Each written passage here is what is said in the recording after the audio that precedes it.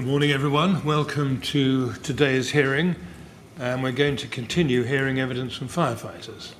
Good morning, Mr. Chairman. Yes, we are. So our next witness is DAC Andrew O'Loughlin. Can he please be called? Thank you very much.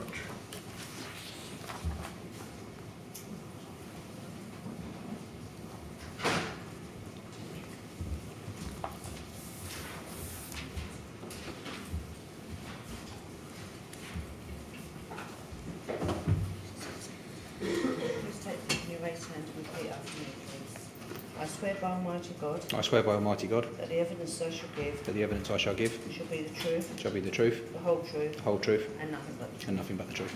Thank you very much, Mr. O'Loughlin. Thank you. Yes, Mr. Lewis. Mr. O'Loughlin, could you please give the inquiry your full name? Andrew Francis O'Loughlin. Now, can I start by thanking you very much for coming here to give evidence to the inquiry. It is helpful that we should hear from you to assist us with our investigations. If I ask a question which you don't understand or you'd like me to repeat, I'm very happy to do so. And if you need a break at any stage, please just indicate and we can take a short break. Can I start by asking you, please, to take your witness statement, which you will find either in the blue file in front of you on the lectern there, or more conveniently on the desk monitor on your right on the desk, or, as we use it, on the screen at the back of the room.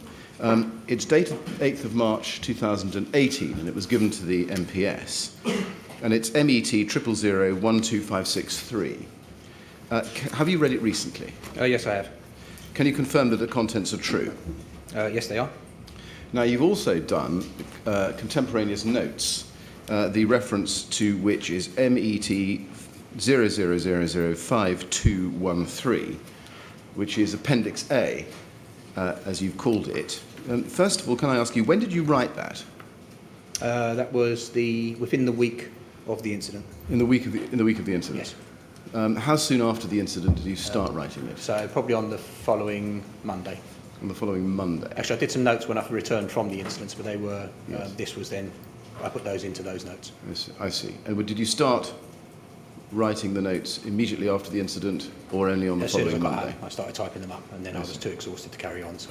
Right. And what did you do with those original notes? They were cut and pasted into that. They were cut and pasted into that? Yes. So you didn't do them in manuscript, you did them on a laptop? They were on a laptop, and this is the continuation of that. I see. Okay. Now, can you confirm, well, first of all, have you read this recently, this document?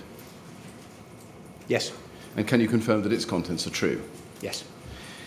We also have some exhibits to your statement, and I'll just read those into the record. They are MET 000157002, which is AFOL 10, which is a map, 15703, which is AFOL 6, which is the FSG whiteboard in CU7, 15705, which is AFOL 8, or a CU7 whiteboard, 15706, which is AFOL 12, which is an ARC form, AFOL 2, which is your organisation chart, that's 15707, 15708 is AFOL 4, the deployment timeline, 15709, AFOL 3, the type note of incident, AFOL 7, FSG whiteboard in CU7, AFOL 5, timeline, and that's 15710 and 15711, and then 15713, AFOL 9, GT elevations. Now, those are formally now in the record. We can refer to them if we need to. Have you discussed your statement or your evidence that you're going to give to us with anybody before coming here today? No, sir. Right. Can I begin then by asking you some questions about your position and your career? You are, as at today, I think, a Deputy Assistant Commissioner, or DAC. That's correct. And your call sign is Echo 6. Yes, it is, yes. And you say in your statement that you are DAC for Strategy and Inclusion. Can you just tell us briefly what that means? At the time it was strategy and inclusion, it's now strategy and risk. So it deals with the strategic direction of the organisation. It advises the Commissioner and the Commissioner's Board. It's divided up into various strands, which includes how we approach our London Safety Plan, which is our integrated risk management plan. Alongside that, we oversee the brigade's risk management structure and the risk management of the organisation, putting in place measures to counter that. Alongside that, we run the Programme Management Office, which is the portfolio of programmes and projects that we run in the organisation. In addition to that, we have some specific roles in such as our operational risk, so how we deploy our appliances across London, for example, would come within our department. It then covers also business continuity and business continuity arrangements. Alongside that, we also cover inclusion and engagement. And Sorry, Mr. Minnick, can I interrupt? Are you getting clear enough signal over there? Yes? It's just a little bit fast. Oh, right. I'll try to slow down. Yeah, right, thank you. Sorry, thank you. and that role, is that a role, strategy and inclusion, or now risk, that you held on the night of the fire, 14th of June Yes, sir. 2017? Yes, it was. Now, looking back in time, you joined the LFB, I think, in 1988. Is that right? 1989. 1989. January 1989. 1989. January 1989. And you have been a DAC, I think, since, is this right, March 2016? That's correct, yes. And I think you were in development and then signed off as competent in that role in March 2017. That's correct, yes. Yes. And in March 2017, you passed the Assistant Commissioner assessment. Is that correct? Yes, sir. Does that mean that you could then operationally respond to incidents at an AC level? Yes, sir. Now, can I ask you some questions about Lacanau? In your statement, you say on page 1 that in 2009 and 2010, this is 3 lines up from the bottom of the page, you were attached to the Lacanau investigation. Yes, sir. Can I just ask, were you actually at the Lacanau incident? I didn't attend the fire itself, no. I went to the building twice within the following 6 months as Right. part of the investigation. Right. And what was your role in the Lacanau investigation? So at the early stages, it was assisting the police with their interviews. So what we found quite early on was the police didn't necessarily know the types of questions to ask firefighters, so we assisted in the types of questions they may wish to ask. Following on from that, there was then, I wasn't the lead for developing the timeline, but I assisted in taking some of the interview evidence and putting it into the timeline. That was the main role for me in that sort of 9 months to a year that I think I was in the team. Right. Were you aware of the coroner's recommendations when they were eventually produced by the coroner? Not in detail on that. Not in detail. Can I ask you this question? Did you know that one of the recommendations was to anticipate that a fire might behave in a manner inconsistent with the compartmentation principle? That was something we found out during the Lacanau, so yes, I think I probably was aware that that was a coroner's recommendation. Can I ask you to look at that in just a little bit of detail? Can I please ask you to be shown LFB 0000357 3571. And can I ask you to go to page 3, please?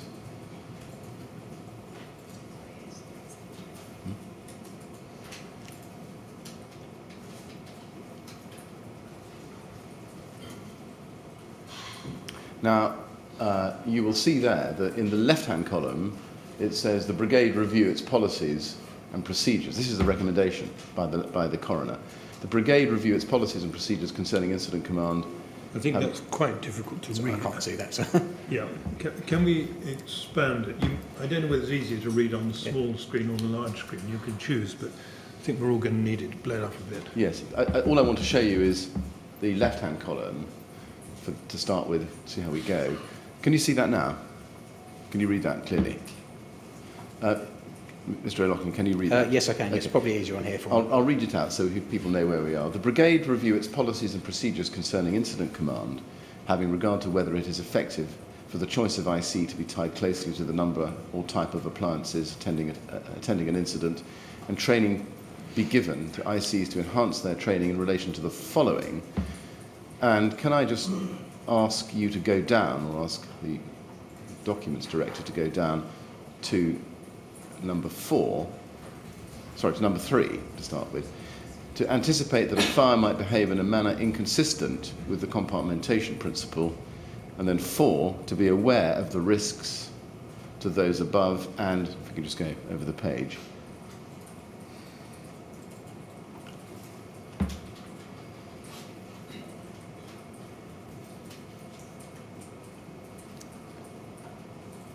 Adjacent to the fire flat.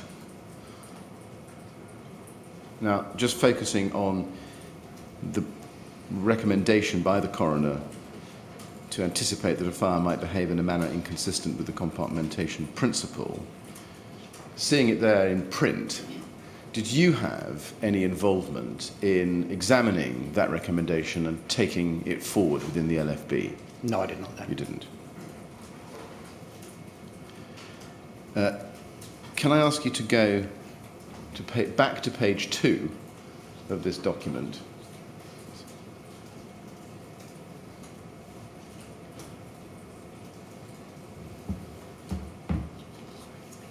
I'm so sorry, it's page 3. The bit I want is actually on page 3. It's quite difficult to navigate this document on the screen, but we have it there. Can I ask you to look at the 3rd column and look under the 2nd paragraph under station-based training, where it says, over the past couple of years, we just expand that a bit. Over the past couple of years, the brigade has taken every opportunity to exercise high-rise operations at realistic venues. This has resulted in a number of large-scale exercises being held in high-rise premises, including the Shard, a residential tower block in Southwark, and most recently a derelict tower block in East London. These training opportunities, which have included the involvement of the Casualty Union, have enabled operational staff to practice high-rise operations and command in a realistic environment. My first question is, were you involved in any of these large-scale exercises? In high-rise premises, no, I was not, sir, no. Right. Do you know, even if you weren't involved, whether those exercises involved simulation or some kind of exercise where the fire acts inconsistently with the compartmentation principle? I'm afraid I had no involvement in them, sir, so I can confirm that. Right. And would the same apply in relation to the question about managing multiple FSGs? Yes. Right. Now,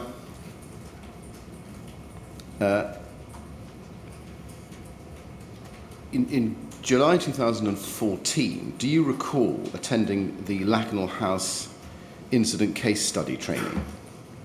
Yes, I think I do recall that, and also doing the training package online as well. Right. Is that the back to basics training?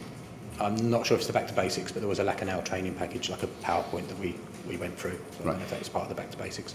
Did you deliver that training, or did you receive that? No, I did not training? deliver that. I would have received that. You received it. Who did you receive it from?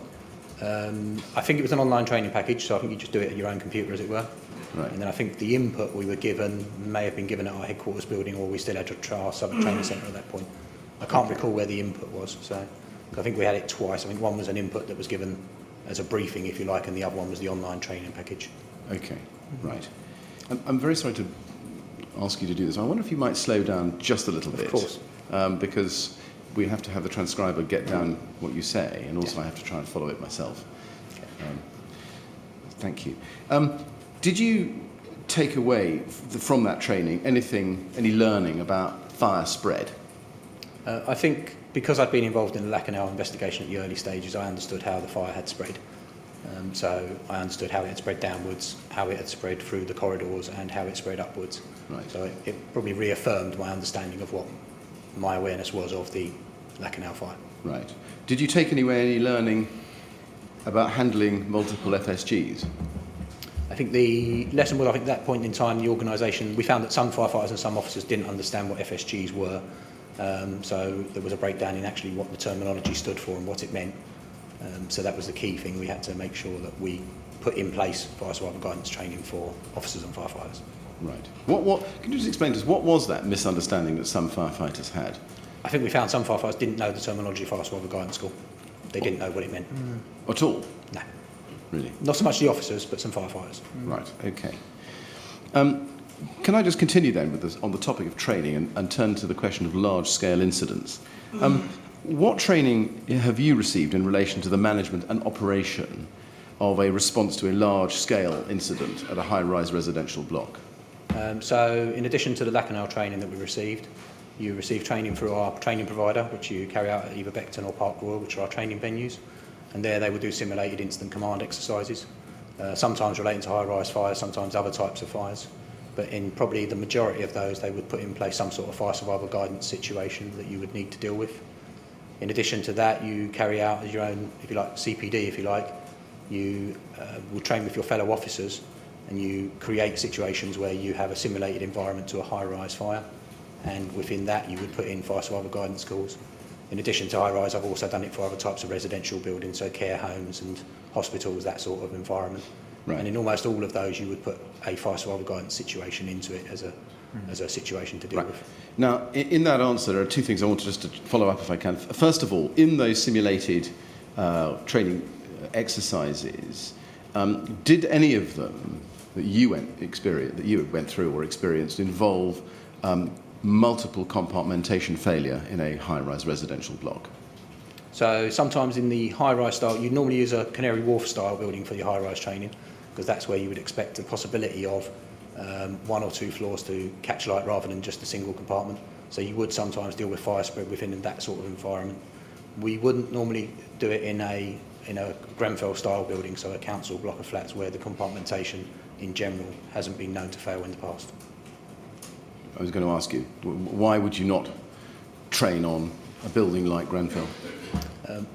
Some of the simulations I've done for CPD have been, so there's two particular ones that I use as examples, and you would do normally smoke spread within the building, which would be in the corridors. You wouldn't do it necessarily as an external fire spread, because you rely upon the building integrity working as it should and limiting the fire spread externally. Did you, in any of those exercises, ever receive any training in fire spread up a high-rise residential block facade? No, because it's not an expectation that would happen normally. When expectation is only when you get outside facade fires, it's normally linked to either scaffolding on the outside or balcony fires which spread upwards, and they don't normally then penetrate inside the building. So it would appear that that would be almost not enough of a challenge if it's on the outside, because you could deal with that. It's the challenge of smoke logging inside that would be the issue you need to deal with. Yes, okay. Well, we'll come back to that shortly, I think. The second thing that I got out of that answer, which you gave us a moment ago on these large-scale exercises, is FSG training. You said that some element of FSG training would be involved. Yeah. How many FSG calls would be involved normally in these large-scale exercises which you did? So I think the most that I've probably had put in front of me was maybe 6 or 7, and that in itself would present a large challenge. If it's 6 or 7 calls with 2 people involved in each, that's 12 to 14 people. That's a lot of people, and even that is a large enough challenge that you'd want to put in the structures to carry out fire survival guidance, coordination, etc.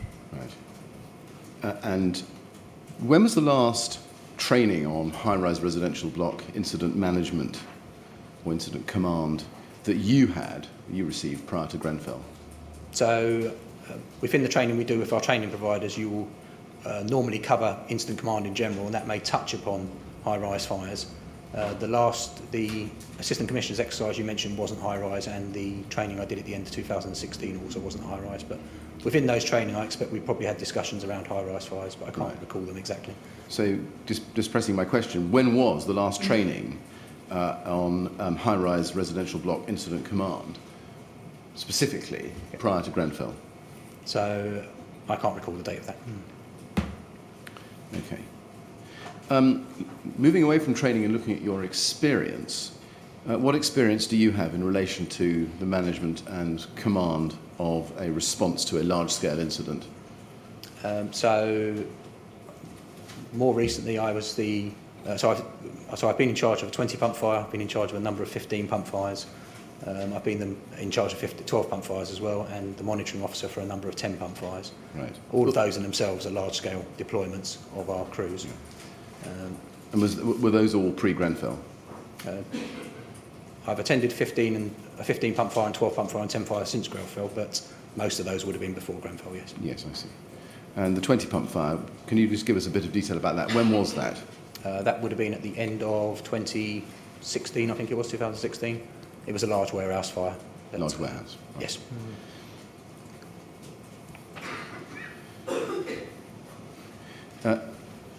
In terms of high-rise training specifically, have you ever had training on, and it's a specific question, on the ignition or fire spread over the facade of a high-rise residential block? Not specifically that, no. Would it follow that you've never had any training at all on cladding and the way cladding reacts when ignited? How cladding reacts on the outside of a building, no, I haven't had training on that. Or fire spread up cladding? No. So would it follow that you, at June 2017 did not know or understand the particular dangers or how to respond to such a fire? My understanding of 2016 is that cladding and other types of fascia systems would be used on the outside of buildings, but my expectation would not have been that they would have caught fire in the way that Grenfell did. Right. Can I show you something? It's LFB 0003521. It's in tab 10 of the Master Documents bundle. Now, this is a slideshow presentation created by the London Fire Brigade. The date on it is the 13th of July 2016, but because, as you will see if we go through it, that it is based on lessons taken away from a fire at Shepherd's Court in August 2016, it actually post-dates that, and we've got a date of sometime in October for the final production of this document. First question, do you think you've ever seen something like this before? I've seen that particular picture through this inquiry, but prior to this inquiry, no. Right.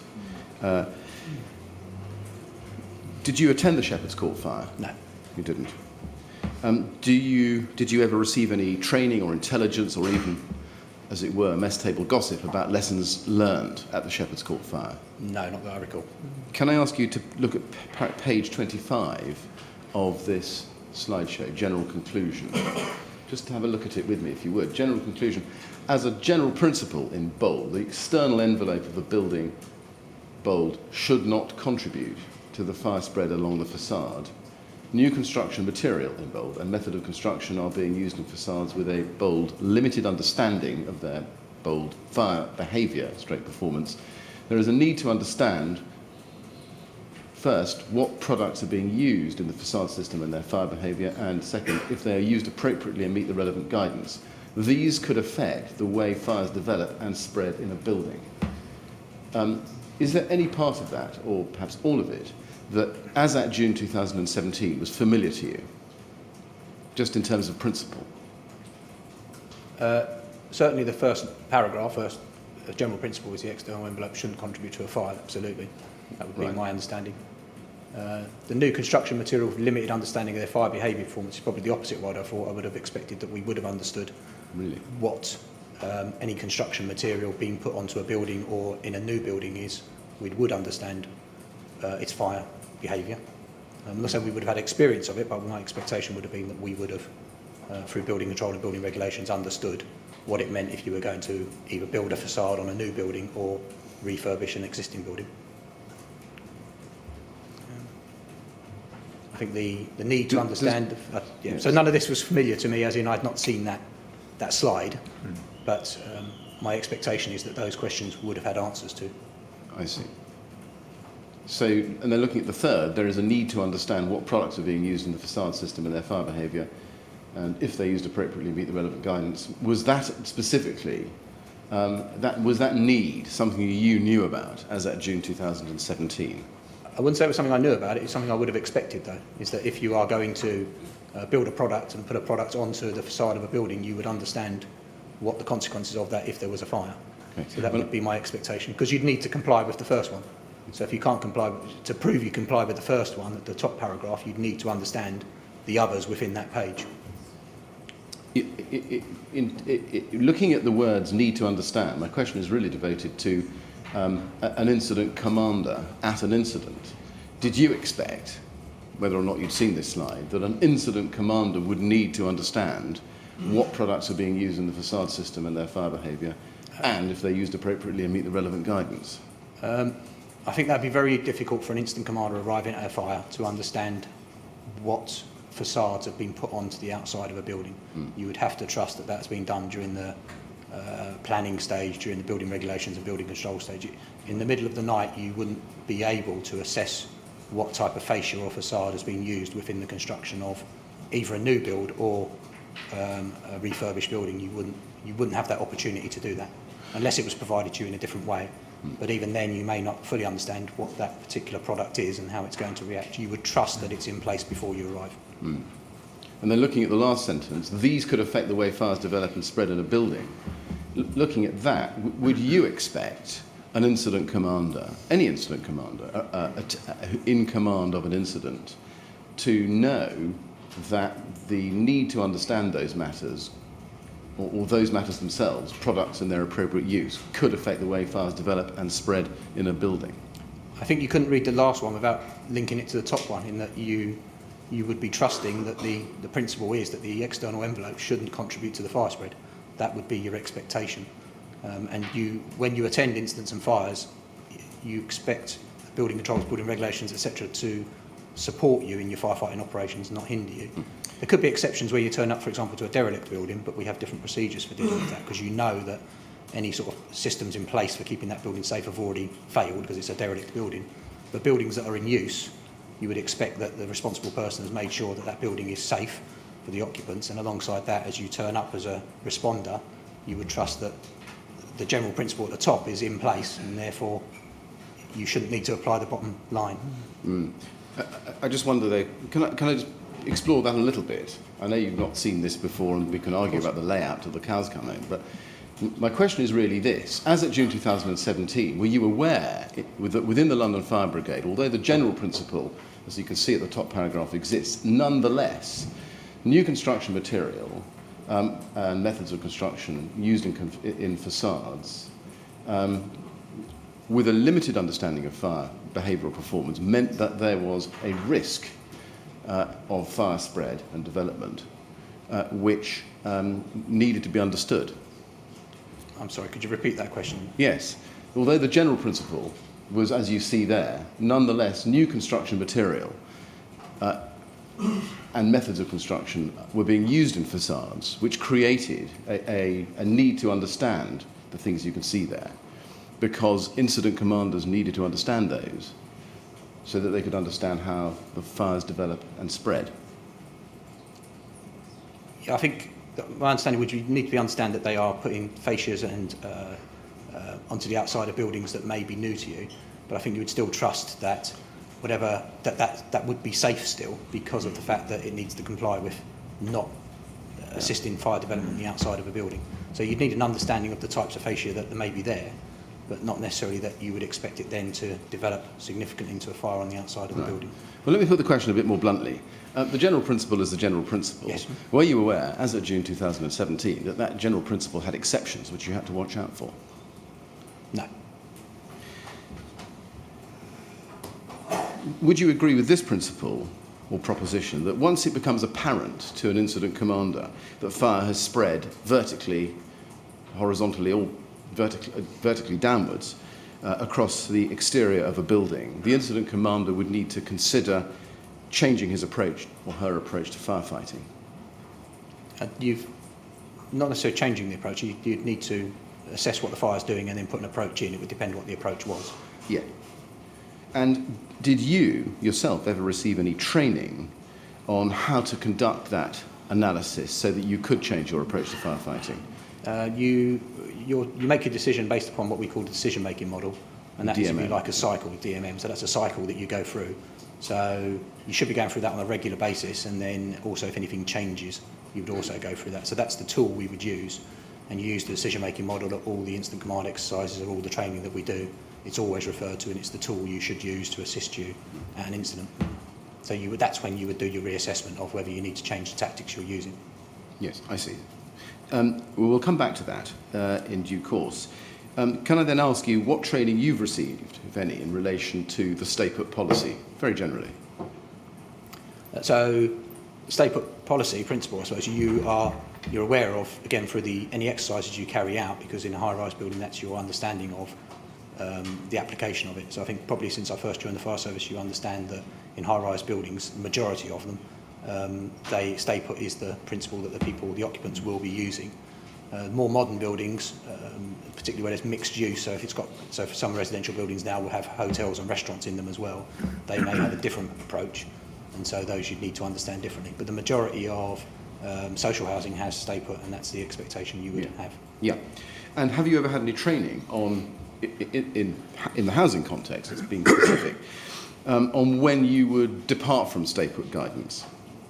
So, departing from stay-put, not specific training in relation to when you would depart. It's part of your risk assessment of what the building is doing and whether it's appropriate for that to change. You could consider it, but I wouldn't say I'd had specific training on when you need to change stay-put. It's part of your decision-making process for any incident. And it wouldn't just apply to stay put, it applied to the occupants of any fire that you're arriving at. You'd think about the occupants of that building and what is the best approach for either rescue or evacuation of them. Yes. Have you ever had any training on policy 790, Could you remind me which one? fire survival 790? guidance? I've got a good understanding of fire survival guidance policy.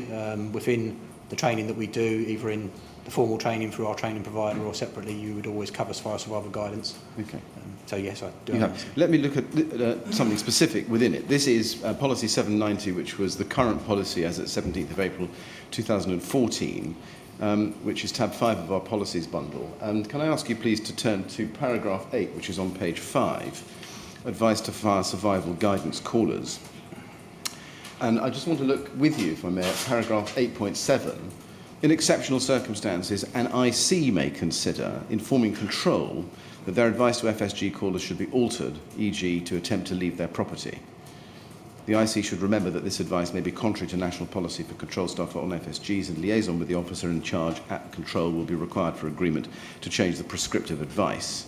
Just focusing on the first sentence there, my question is, have you ever had training on how you, as a putative IC, would go about changing the advice and telling people to attempt to leave? Not formal training, no. Right. Have you ever had an experience yourself in doing that, in revoking stay put and telling control to tell people to try to leave their property? No. Have you ever had any training or experience prior to Grenfell as to the circumstances in which it would be appropriate to revoke the stay put advice and to conduct some kind of evacuation of the whole block? I wouldn't say formal training how you carry that out. It would be part of your decision-making process based on what you are dealing with in front of you and the risks you believe people are exposed to. Right. In understanding how that model works, the DMM, Yes. at what point do you understand that you should consider whether the stay put advice remains wise and start to look at other options? I guess it would come in where you are assessing the risks, not only to your firefighters but to the public as well. And then you put in what you're trying to achieve and your plan. Right. So within those sort of stages, you'd be looking at the exposure to the firefighters and to the public, and then also how it fits in with the plan you've got in place. Right. You say, I guess. Is that you speaking from your experience or you speaking from your training? Oh, from experience. Right. Okay. Would that training, or would training, or indeed your experience on this question of whether to revoke the stay put policy include circumstances in which it would then be appropriate to use second set breathing apparatus to assist occupants of a high-rise block to evacuate? No, I've not had training on use of second sets for firefighters to help evacuation. Right. Have you had training in relation to the prevention or mitigation of the effects of smoke in a single exit from a high-rise? Ventilation within the building in any building is something you have to consider quite early on as the incident commander. Right. So yes, I've had training in ventilation in general, and in every building will be slightly different in the ventilation that you need to put in place, so you'd assess it based on the building that you're dealing with. At what point would you make that assessment as an incident commander? You need to be considering where the products of the smoke are going right at the early stages. It doesn't mean you can necessarily ventilate it at that point, right. But you would be considering it at a very early point is where is the smoke going, and to assist our firefighters you would quite often try to ventilate the building to make the conditions better for them to enter. Right. Does that mean that understanding the location of the controls of and the operation of a smoke extraction system, if there is one there, was the matter of first importance to an incident commander on arrival? I don't know if it's first importance. A lot of things when you arrive are very important. I think it's important to establish if there is any fixed installations such as that could help you. Right. And what expectation would you have, based on your experience or training, as to how familiar an incident commander would be with how to operate a smoke extraction system at a high-rise? We'd actually have limited. We'd be aware that they exist. You'd expect the system to normally be in some sort of automatic mode, rather than us having to override it, because they can be very complex systems. Right. If you needed to change the system that was working, particularly if it's in an automatic mode, you'd want to rely upon someone who was understanding of that building and that system if that wasn't available to you, our fire safety officers have a good understanding of those types of systems, and they can try to look at it if there's instructions or possibly a phone number for them to call. But generally speaking, you would not want to interfere with an automatic system because it's been set up to deal with what would be expected to happen at that particular building.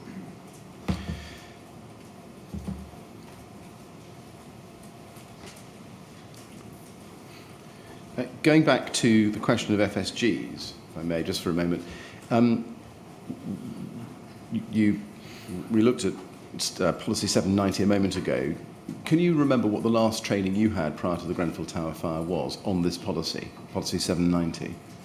So it would have been the application of it at the incident command exercise we do. So on the Assistant Commissioner's exercise that I carried out in March, there were fire survival guidance calls within that exercise. It wasn't a high-rise building. Right. But there were fire survival guidance calls put into that exercise to test my response for it. And on that specific exercise, I'm not sure I quite covered this with you. Okay. On that specific exercise, were there multiple FSGs involved? There were multiple rescues and multiple FSGs. So yes. How many? Do you remember? I don't know. It was single figures though. It wouldn't have been. Once you go above single figures, it's almost getting to the point where it's unrealistic as an exercise because it could become the only thing you would end up focusing on. When an exercise, you need to put in lots of tasks to carry out. Did that training involve any analysis or exploration of how lines of communication should work between the control room and the incident ground, so far as FSG information was concerned? Not in detail, no. So at the Assistant Commissioner level, you would assign that role to someone else to establish, so it would be a fire survival guidance coordinator, and you wouldn't get into the detail of the communication between the fire survival guidance coordinator and the control. You'd expect communication to be set up in the best way available. Does that indicate that in some way FSG calls are not a matter of the first priority to an Assistant Commissioner? No. So why would it be delegated down to somebody else? Because that could become the sole focus for that individual officer. Right. Whereas as the incident commander, you may have lots of other priorities at that point in time. So you wouldn't be able to give it your sole attention. You'd need to give someone else who can take that as their sole point of focus to deal with. And as an incident commander at Assistant Commissioner level, would you expect there to be a continuous flow of accurate and up-to-date information about FSGs coming to you so that you could make decisions based on the changing situation? As the incident commander, you rely upon feedback from whatever sectors you've set up as frequently as they're able to give them to you so you can adjust your plan as you need to. Yeah. Now, can I ask you to... I think we still have Policy 790 on the screen, Paul, if we can just have that. Can I ask you to look at paragraph 4.2? It follows from what I've just been asking you about. We'll look at it together if we can. The IC, and this is under the rubric prioritising calls.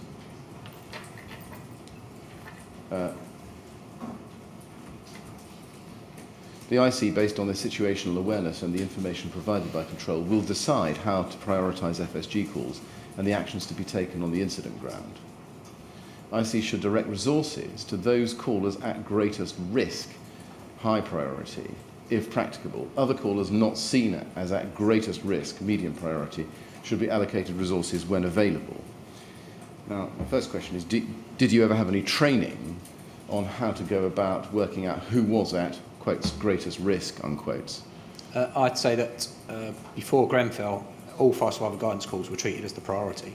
And I've never had a situation where you had to then put them in some sort of priority order. That's not something I'd ever experienced or expected to happen either. It was that every fire survival guidance call would be treated as a priority. So training on it is no, but it's not something I would have ever expected that you would need to take such a large volume of fire survival guidance calls and in some way put them in some sort of priority order.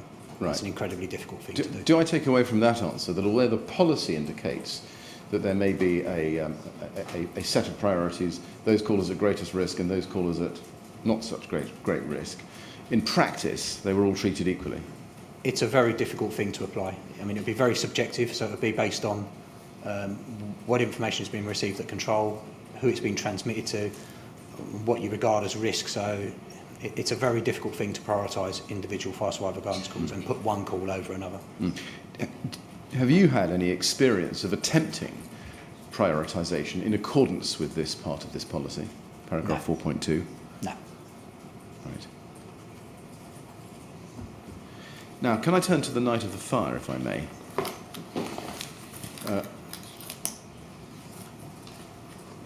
And just starting off with your paging. We have a record from the vision system, which we call the short incident log, that you were assigned to the incident at 1:20 or so, and mobile to the scene at 1:29 or so. That's page 13. Does that accord with your recollection? Yes.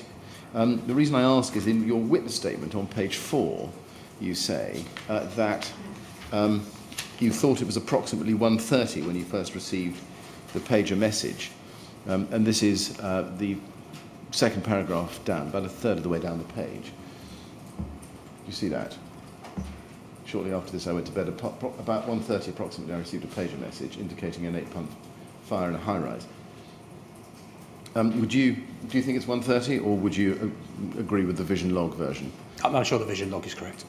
Okay, let me show it to you. It's tab 23 of our documents bundle, and if you go to that,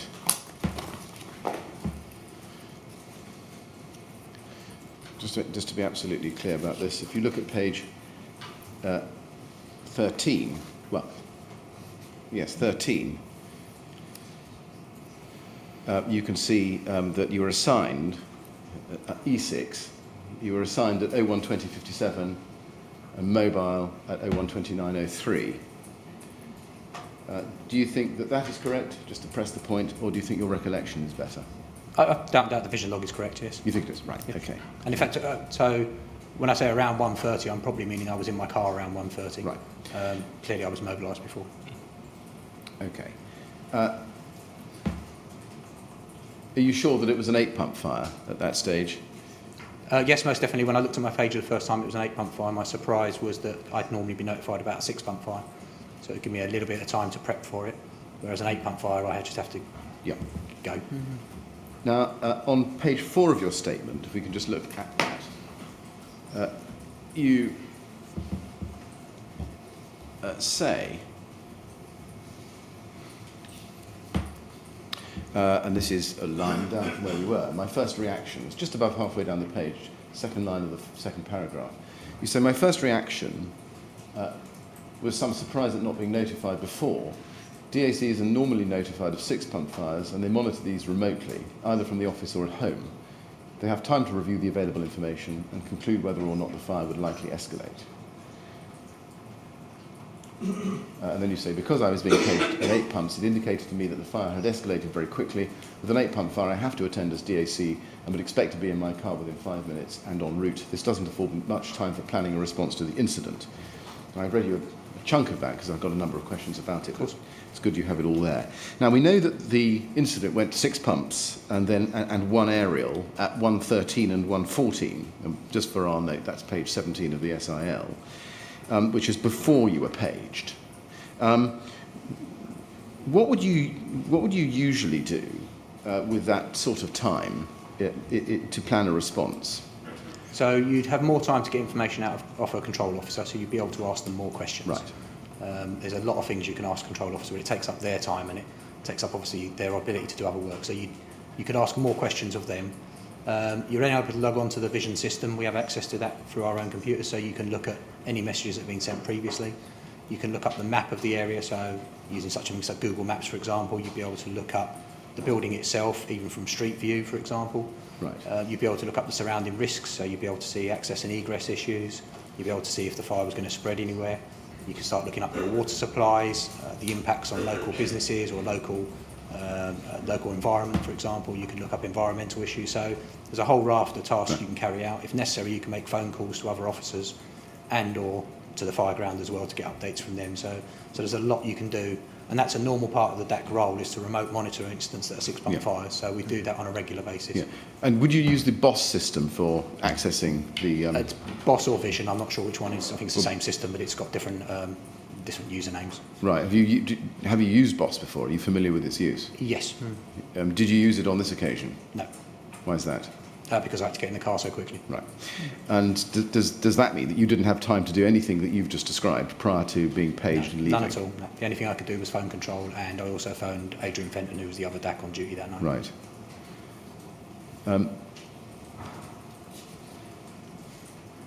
Now, the pumps went from 8 to 15 in less than 10 minutes. Do you remember that? Yes. I'm happy to show you the short incident log. I think you say in your statement that you heard on the airwave radio that the pumps went from 8 to 10 and then to 15, and you thought that was unusual. Yes. Why did you think that going from 8 to 15 in less than 10 minutes was unusual? So the majority of high-rise fires are put out by the first pumps that attend. Yes. If not, they're by 4 or 6 pumps. Right. Some will go to 8 or 10 pumps, but beyond that is really very unusual. You don't get many high-rise fires going above 10 pumps. So even for it to go to 15 was unusual. For it to go on to 15 so rapidly was, again, it shows that the fire must be escalating. And that would be based on any fire. So any fire that's gone from 8 up to 15 pumps, which is a lot of fire engines, that quickly would show you that the fire must be quite dynamic and must be developing very rapidly. Yeah. And you heard that on your airwave radio while in the car, is that right? I think I heard the 15 as I was phoning Adrian Fenton, and I think the 25 was when I was in my car, I think. It was that way round. Okay. Can I ask you to go to the control report we've got, which is LFB quadruple 04790, and go to page 20. And I'd like you to look at the time mark, please, of 012805.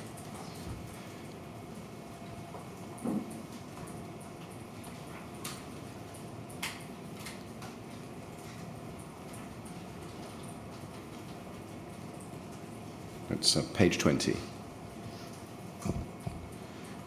And it says there, Echo 6, that's you, DAC Andrew O'Loughlin, calls brigade control in response to the pager message to an 8-pump fire at Grenfell Tower. Sorry, we'll just pause while that's expanded. And asks if it is now a 15-pump fire, which control confirms. DAC O'Loughlin confirms that he's en route and to book him status 2, mobile to incident, and states that DAC Fenton will be taking over the duty DAC role. And the source of that is a radio message at that time, Mr. O'Loughlin. Can I ask you this? When you rang control, as you say, to book status 2, why did you not try to gather any further information about what was happening at the incident? The control officer, so normally when you're in control, the control officers are very calm, they're very collected, they're used to dealing with large fires, so they're not, and in this particular call, the control officer, agitated might be too strong, but you could tell a lot was going on. You could tell she was under pressure, and you could hear background noise in the control room as well. So it was clear that something significant was happening. There's a lot you can ask a control officer, but you could be on the telephone for 10 minutes asking that. My priority was to get to the incident. Also, anything I ask her at that point, with the time I've got to drive there, it will probably change in that time anyway. So it's, in my view, better to get there as quickly as possible, and it sounded like she needed to be freed up to deal with other calls. Right. Did you ask her whether there were persons reported at that stage? I don't think I did, no. Did you hear over the radio, the main scheme radio, the persons reported message? I can't recall if I did or not. Okay. There's one, and I'll just show you this. There's one at 012812. If you go back to the short incident log,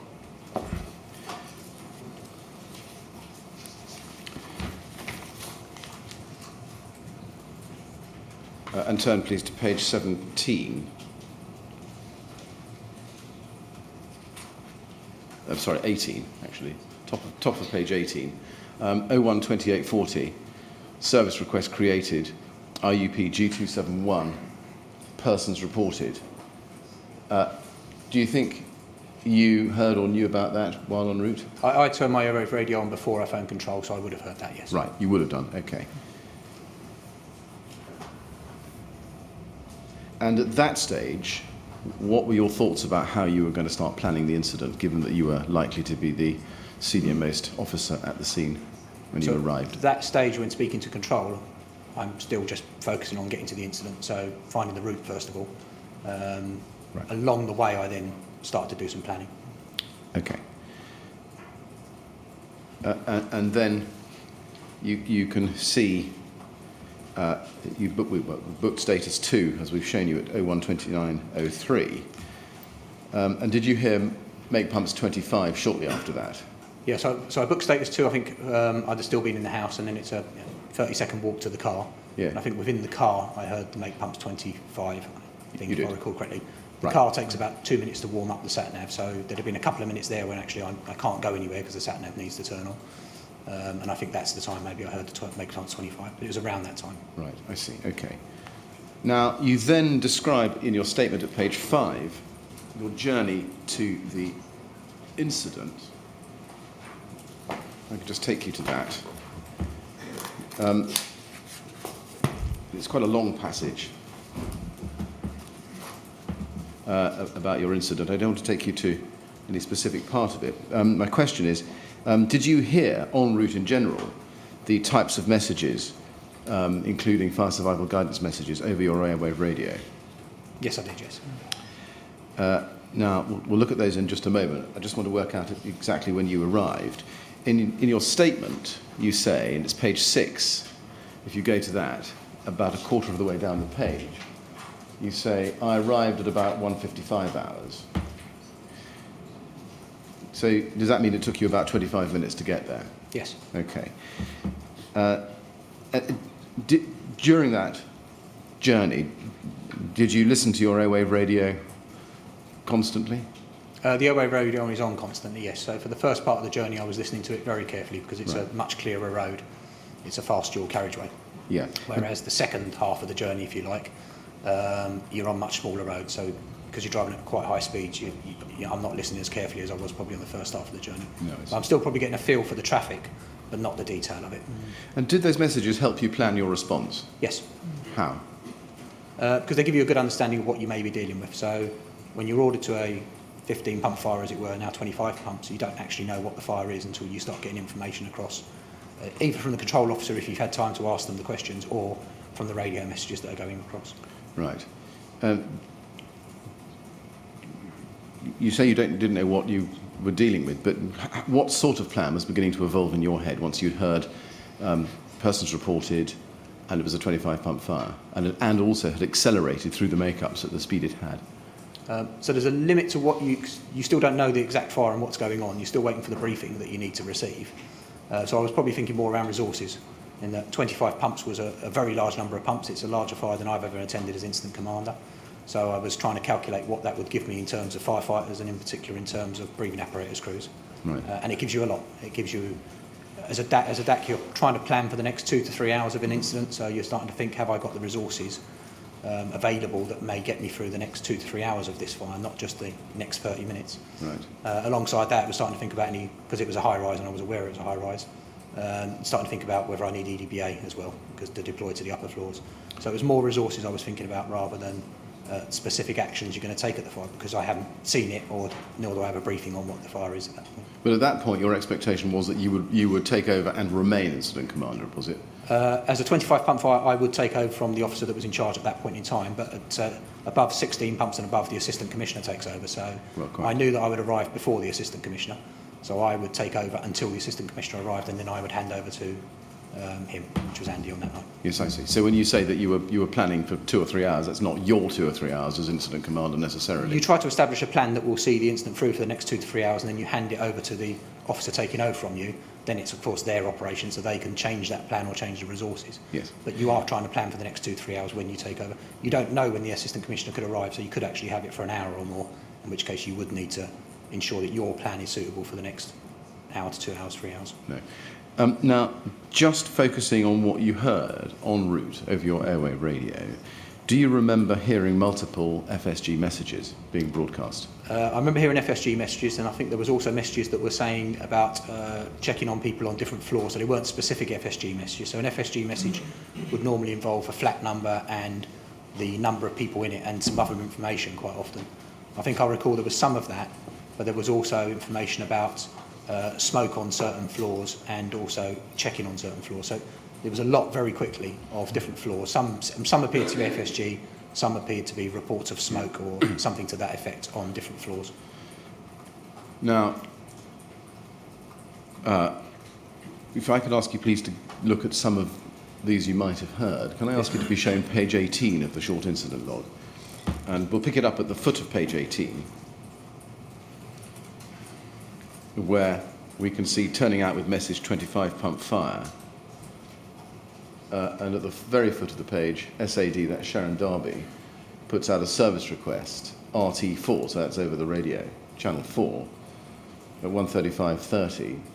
Further call to say fire on 20th floor, flat 82, also people trapped. Now, this was at an early stage, as you've told us, in your journey to the incident. Yes. Do you think you heard that call? I would have heard that, yes, and because she said people trapped, I would have taken that as a fire survival guidance call. Right. Even though the words aren't there.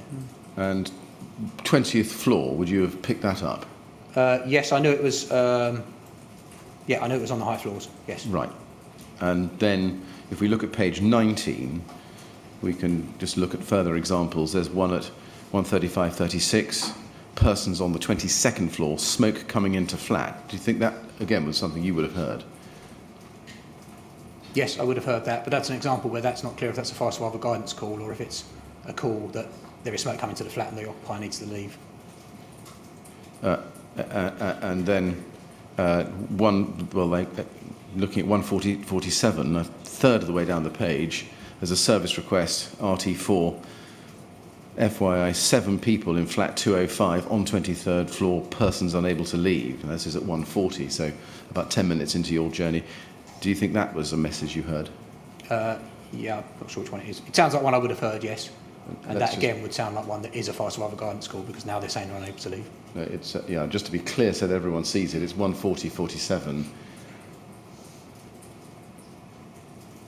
So, do I take from that en route you learnt that the fire was high in the building and there were persons trapped on high floors? Yes. And that they were affected at least by smoke? Yes. Yes.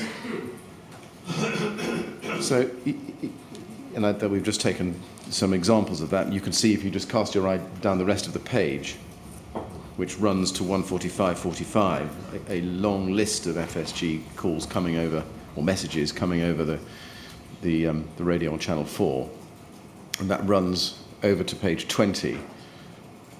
Long list, all the way down to the bottom of page 20, 1:55, which is about your arrival time.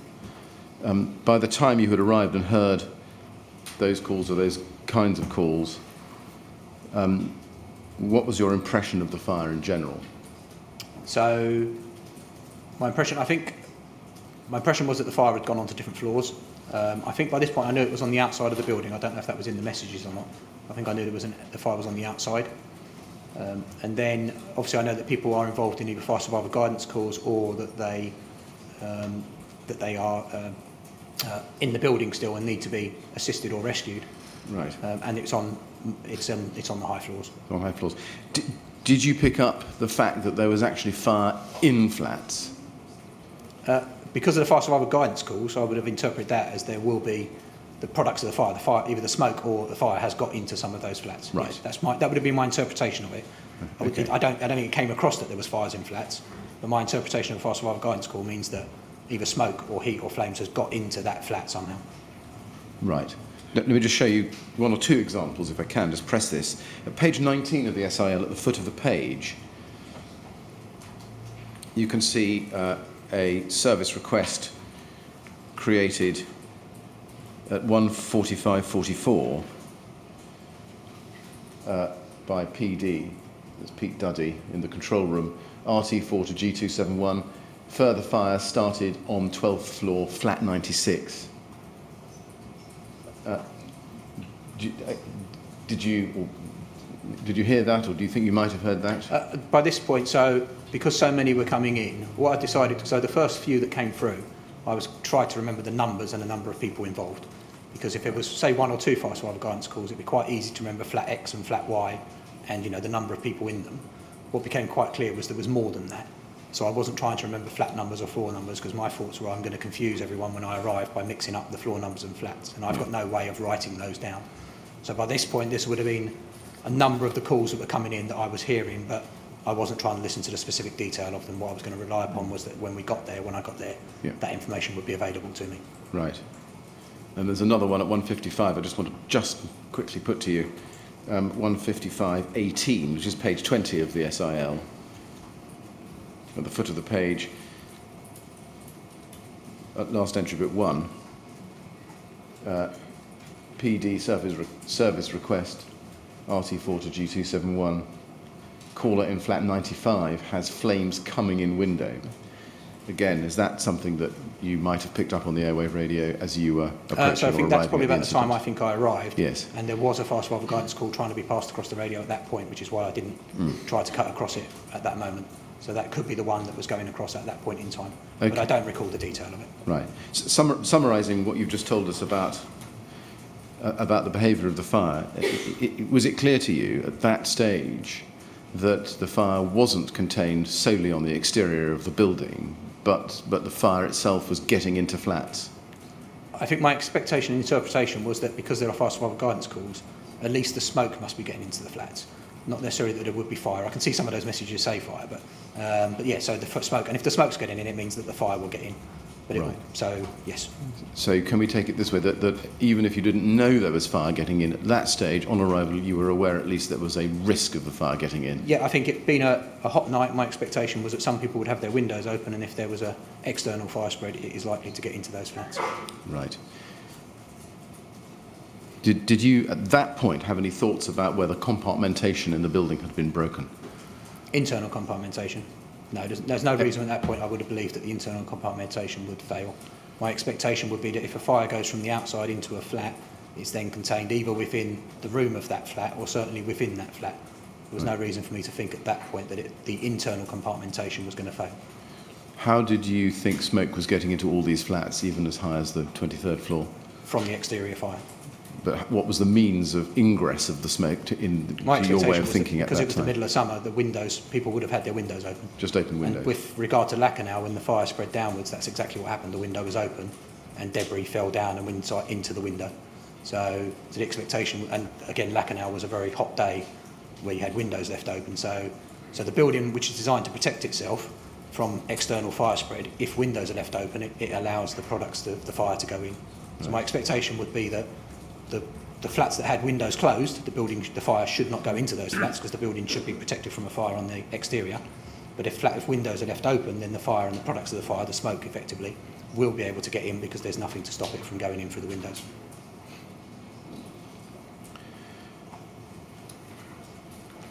Now, we'll come back to the question of fire penetration later on.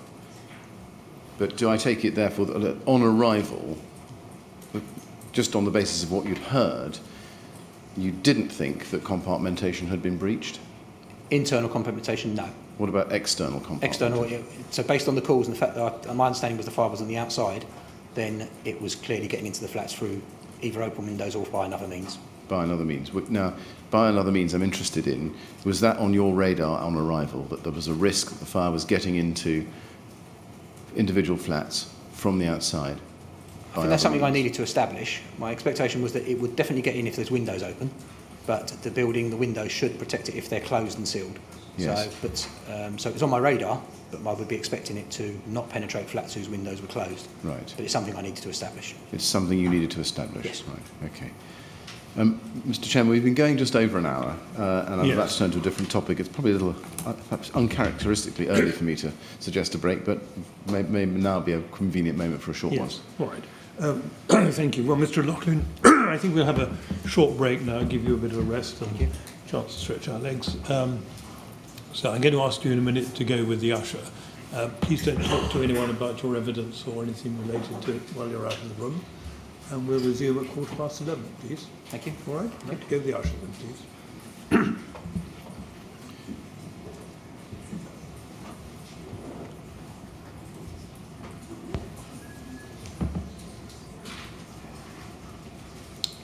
Right, 11:15 then, please.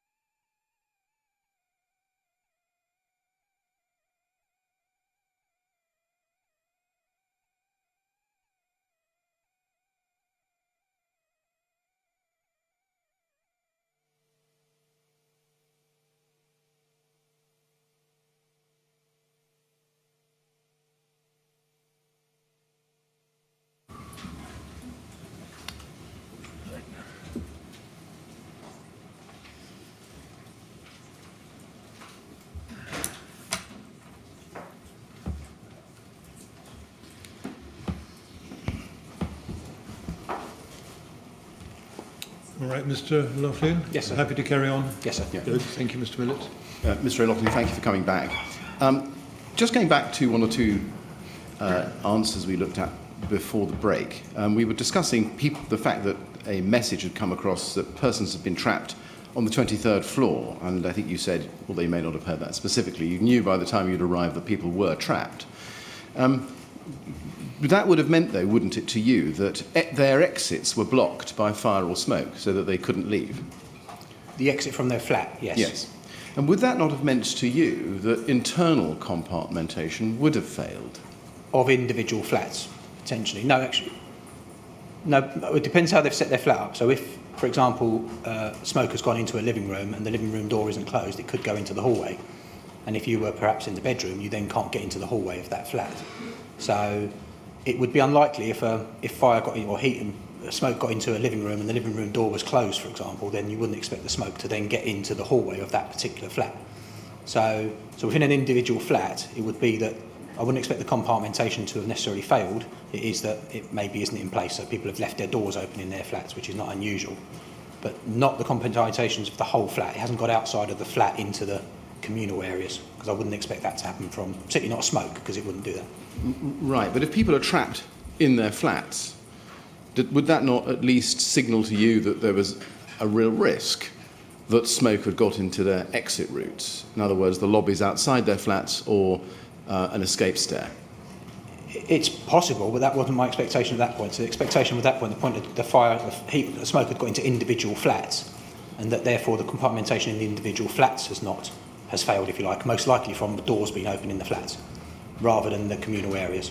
So what I would need to establish, if I can, is what the communal areas are from the incident commander. I think my point would probably be I don't recall hearing anything that said there was an issue with the communal areas on the radio. So I didn't hear anything saying there was an issue with lobbies or staircases. I only heard flats as having an issue. I see. So by trapped, you understood it to mean couldn't get to their front door? You can't get out of your flat, yes. Well, there are a number of reasons why you can't get out of your flat, Yes. aren't there? One of which, as you've said, is you can't get to your front door because your hall is loaded with smoke. But another might be that you can't get out of your flat because the smoke is logging the lobby outside it. That is possible, yes. Yeah. And did that possibility occur to you? It's possible, yeah. I needed to know the conditions inside the building, so yes, it did occur to me. Right. So But my expectation at that point was still that the fires were, or the smoke and fire was inside individual flats. All right. Rather than communal areas. But your answer is it is possible. I needed to know the conditions inside the building. So does that mean that on arrival, one of the things that you would be looking at closely in taking command over would be the conditions in the lobbies and the stairs? The conditions within the building as a whole, yes, including Yes. the lobbies and Right. stairs, yes. Now, did you know at any time before you left or during your journey to the incident that the fire had started on the 4th floor? I'm not sure if I did. I'm not sure if I heard an informative on the way or not, so I'm not sure if I was aware it was on the 4th floor. Right. Did you ask yourself how come there was so much smoke on different floors right up and down the building? I think my understanding of it at that point was it was an external fire, so if it had been an external fire, that would have explained why there's smoke reported in individual flats on different floors. Right, but as you said before the break, it was on your radar at least that fire had broken back into flats. Into flats, yes, so my expectation was it would be in the flats. Right. Now, on arrival, let's turn to that topic. You say that you were looking for the command unit. Yes. That's right, you said. Now, on page 6 of your statement, if you just go to that, if you look at the last paragraph and go to 6 lines up from the bottom of the page, you say, as I continued along Grenfell Road, I passed the junction with Bowmore Road, and then I saw one of the command unit team leaders called Mark Kentfield. Are you sure it was him? Yes, I knew him the night as Mark. I've since found out his name was Kentfield. Right. But I knew him as Mark, and I've known him for quite a few. Before or perhaps on the night, did you actually know him? Yes, I did. To recognise him? Yes. Have you'd worked together on incidents before?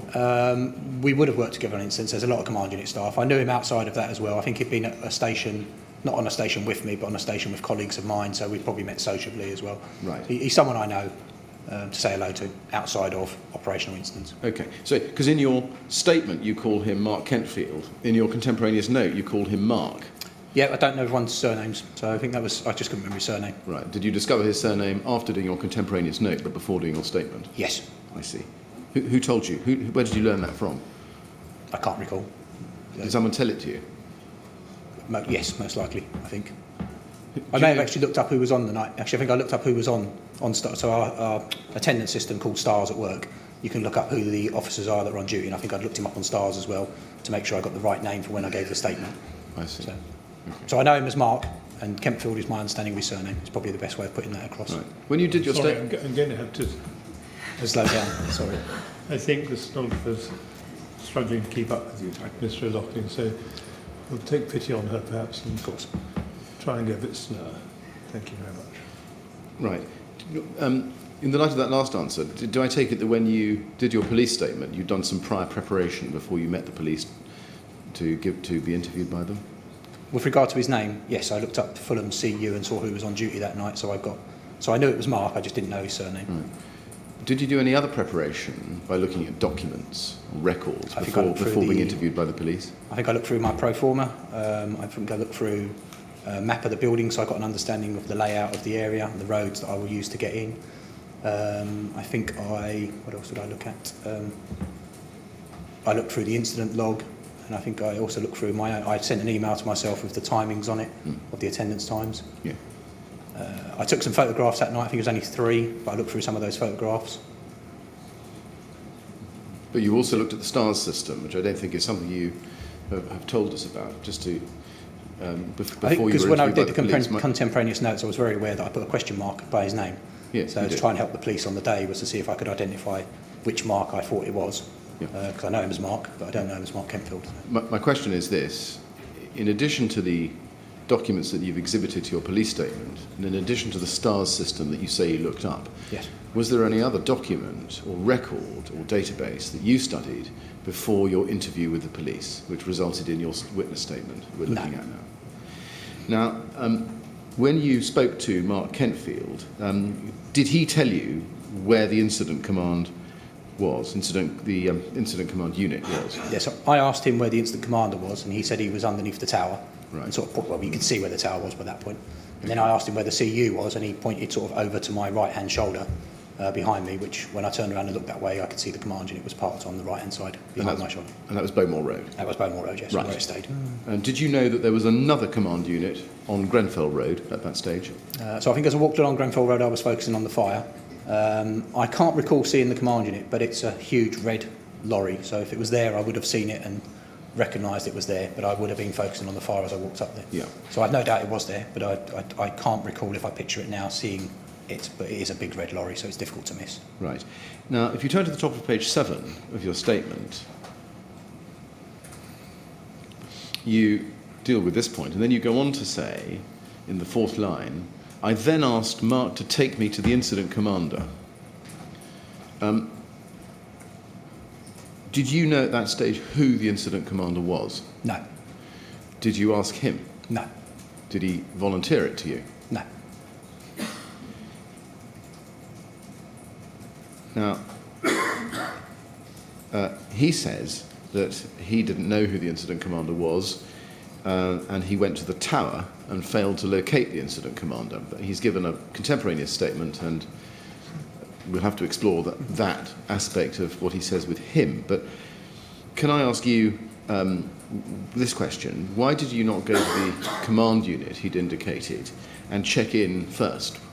So the only thing for me to do on the command unit would be to hand over what we call a roll board, which is a metal plaque, if you like, with your name on it. That would have maybe taken probably 2 to 3 minutes. At that point in time, it didn't feel like it was 2 to 3 minutes that I had spare from taking over from the incident. It would be an hour 25 pump fire I need to take over. The person I need to take over from is the incident commander. So my priority was to get to that person and take over.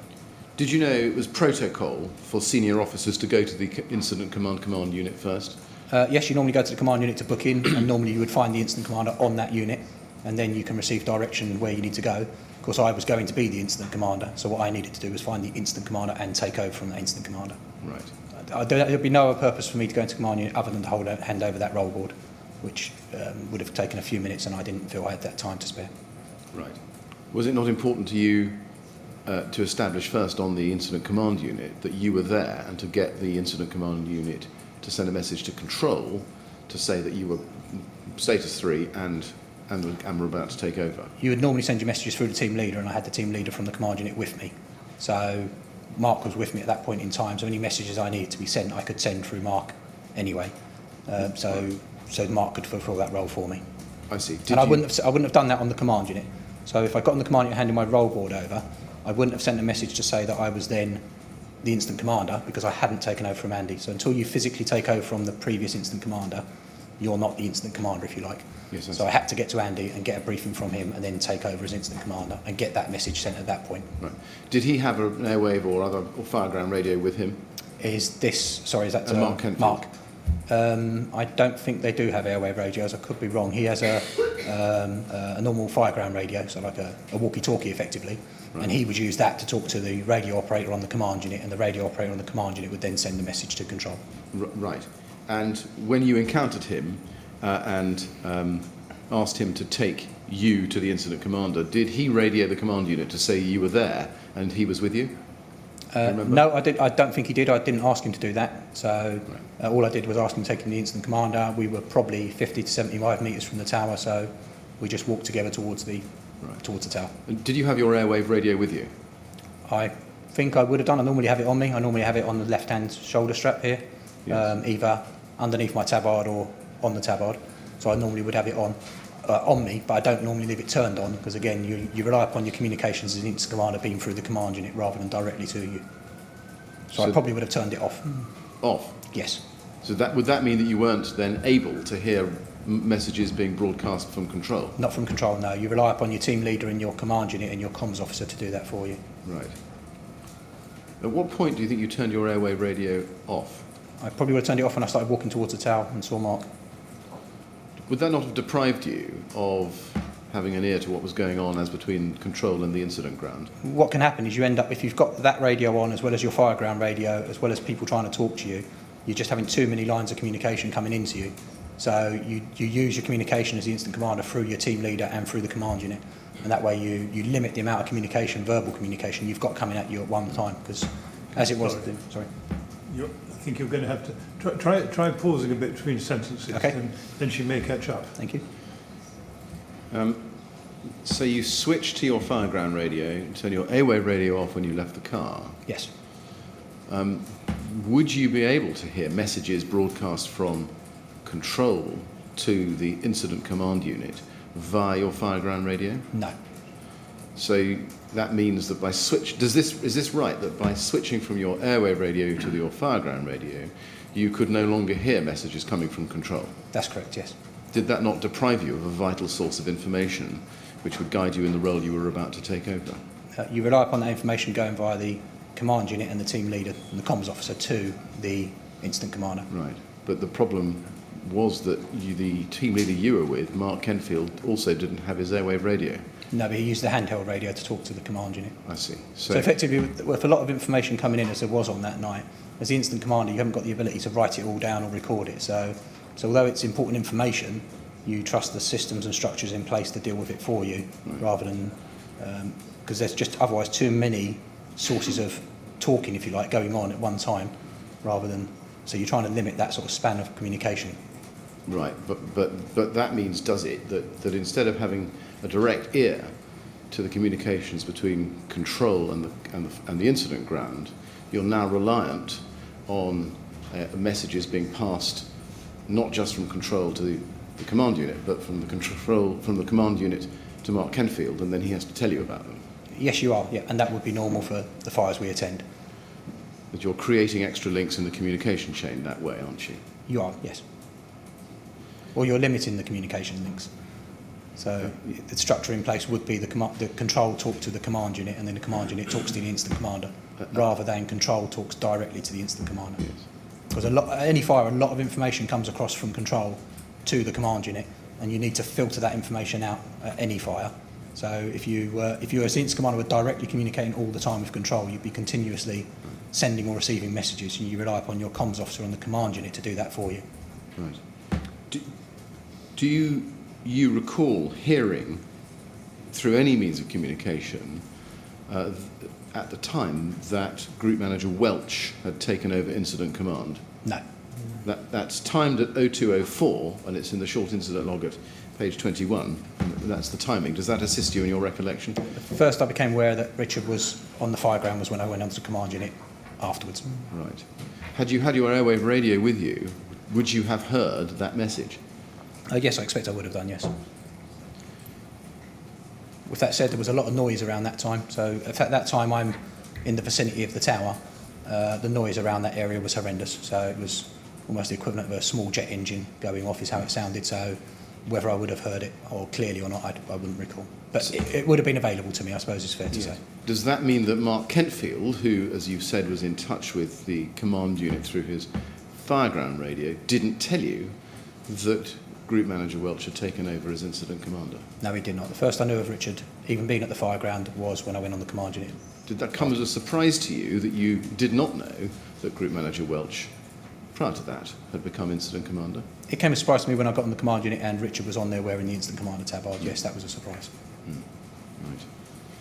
Now, can I take you to page 7 of your statement a little lower down? You say, I think, this is, again, 5 lines down from the top, I think I first saw the fire either on Sirdar Road or Grenfell Road. I could see approximately the top 15 floors of the tower block, and that there were flames on the northeast corner in particular, and a limited amount of flames on the central part of the east face. The flames were yellow and very bright, and were pushing out from the building, particularly on the northeast corner. Now, first of all, what was your general understanding of the nature of fire spread that you could see? So my expectation of a fire that's spreading on the outside of a building would be normally it is either scaffolding where a building is under refurbishment, you've got the netting and the boarding itself that can catch fire, or you've got balconies. So for it to spread from one balcony to another is not that unusual, particularly if people have got stuff on their balcony or there's wooden balconies. But I couldn't see either of those. So my surprise was that the fascia of the building was what appeared to be on fire. And that appeared to be explosively and violently being pushed away from the building as well. And you could see that from some distance away. Yes. And you say that in the next sentence of your statement. Did it occur to you that the exterior cladding was alight? So at that point I was thinking it was a fascia, which could be cladding. At that point I couldn't tell what the fascia was or what type it is. Clearly it was a combustible fascia. Yeah, so it's not the fascia I would expect on a building of that type. So I could tell the type of building was a 1960s or 1970s, normally council tower block. I've attended lots of those, and they don't normally look like that. They're normally concrete exteriors. So it was clear that a fascia of some sort or a cladding had been put on the outside of that building. And you could tell that by how the building looked. It didn't look as those buildings would normally look. Prior to that moment, had you had any personal, professional experience of dealing with a fire on a fascia on a high-rise block such as this? No. So this was a first for you, was it? Yes. Right. And could you see at that point whether the fire had penetrated any flats? And not from the angle I was at, no. So as you come up Grenfell Road, you're at quite an acute angle to the east face of the building. So the view I'm getting is the flames coming out from the side of the building, right, rather than being able to tell if there's individual flats alight. Right. Now, you said before that on arrival, it was very much on your radar, that was something you needed to ascertain. Did you ask or set about ascertaining whether or not the fire you could see on the exterior had penetrated flats? That was something I needed to establish, yes, Yeah. and I was going to do that through the incident command. And did you go about establishing that? Through Andy and Mike, yes. Through Andy and Mike? To a limited extent from the view, but the angle I was at, which was probably 15 or 20 degrees to the building, you couldn't see if the fire was in the flats or if it was just contained on the outside of the building. Okay, now you said through Andy and Mike. We'll come to I'm assuming you mean Andy Walton and Mike Dowden. That's correct, yes. At the briefing you got moments later. We'll come to that in just a moment. But just at the point at which you could see the fire on the exterior, yes. Did you think in that moment that this fire could be contained or controlled in any way? So my expectation was that at that point, no. I think I was probably waiting for a briefing still at that point and to get closer to it. So I'm still probably 50 or 75 metres away from it. So at that point, I'm just seeing an exterior building fire. I need to get closer to make the assessment you're probably thinking. I see. So when you say no, you mean you didn't At that know point one way in or the time. other? Yes, at that point. I mean, we haven't got the ability to put an external fire out using aerials, for example, above probably the 12th to 13th floor. So I would be relying upon the fire burning out rather than above the 12th or 13th floor, rather than us being able to put out an exterior fire on those upper floors. Right. I Now, don't know if that answers what the question was. just on that last answer, you'd be reliant on the fire burning out above the 12th or 13th floor. Just breaking that down a little bit. Yeah. Does that mean that at that moment you knew or realised that there was no possibility of extinguishing the fire on the exterior above the 13th floor, 12th or 13th floor? Either our aerial appliances or our monitors wouldn't have been able to attack the fire externally above probably the 13th floor.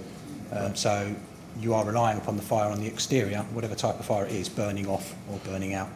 And what we can attack is fires on the inside of the building, but we have no facility to attack the fires as high up as that on the outside of the building. Now, you say you're reliant on the fire burning out above the 12th or 13th floor.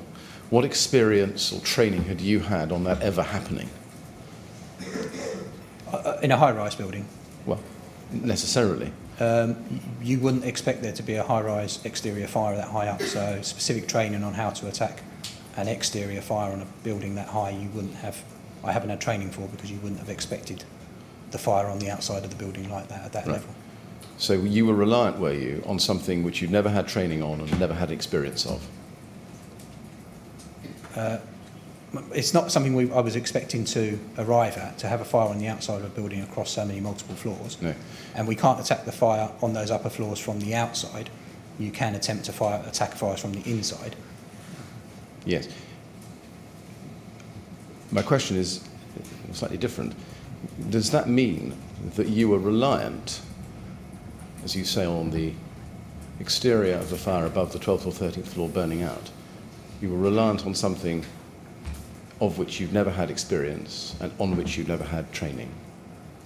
I haven't had training or experience of an external facious fire across that many floors now. So how could you make an assessment of how firm your reliance was on the exterior burning out?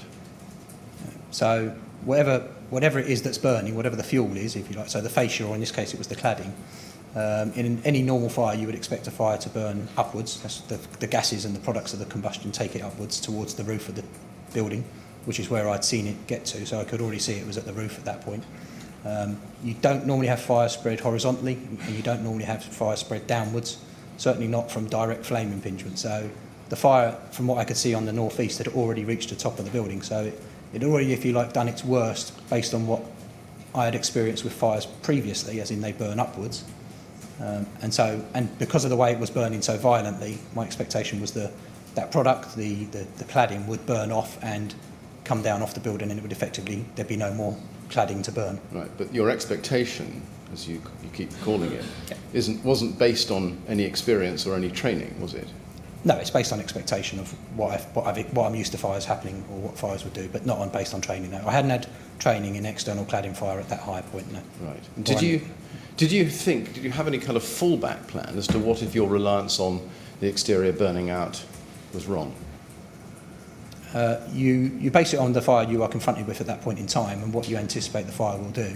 So my anticipation was that the fire had reached the top of the building, the external fire that is, sorry, and that the expectation would be that the cladding was burning itself off. So from that distance I could see it was burning and coming off the building.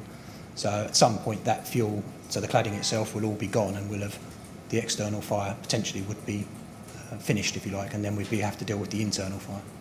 Did you see the fire spreading laterally at that point? No. Right. Not at the top?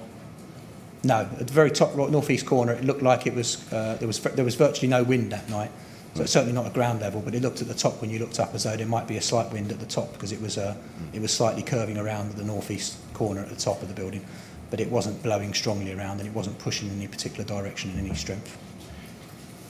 Given what you had seen and given what you had heard on the radio, at least your airwave radio before you turned it off, did you have any thoughts at that time as to whether you should be considering an evacuation strategy for some or all of the block?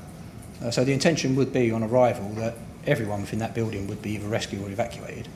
There wouldn't have been any intention to leave anyone within that building. So that would always been part of a plan to make sure that everyone is taken out of that building. Right, and what was that plan at that time?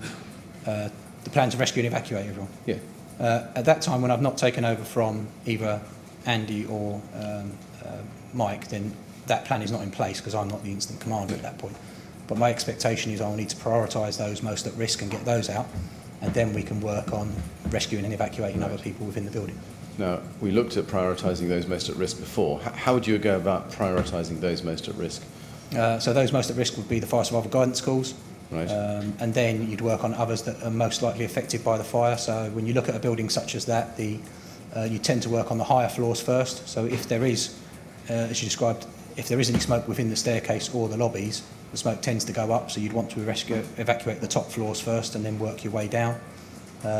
You'd also look at where the areas may be safe. So at this point in time, the fire was on the north-east side of the building. So the expectation would be that, for example, anyone on the south-west side of the building should be safe, because there's no reason to believe that fire is going to spread externally around the building, and there's no reason to believe the fire is going to spread internally through the lobbies. So just on that last answer, you say there's no expectation or no reason to believe the fire is going to spread externally around the building.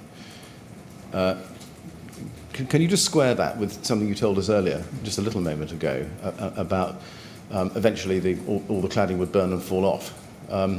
Did you expect it to spread laterally, or did you expect that it would burn off once it reached the top and stop there on that east face? So fires in buildings rarely go laterally. The direct flame impingement doesn't tend to go that way. So it was very unusual what happened that night, where it then horizontally went around the building and in some cases started burning downwards as well. That's not something I'd experienced before in this type of building at all, either in cladding fires or any other type of fire. So it was unexpected and it was unexpected that night, the way it then burnt, not just upwards, but it was burning. So effectively, normally a fire would burn upwards because the heat and the gases and the flammable gases are going upwards. That's their natural direction. By burning horizontally or in fact diagonally downwards, which it was doing, it has to be direct flame impingement. The product has to be catching light, and that wasn't something I had anticipated or expected. My expectation was that the flammable gases and the hot gases rising were what were causing the fire, and that's how it looked from the ground floor as well, that it had caught a light at a lower floor and it had burned upwards, which is normal for a fire. Did you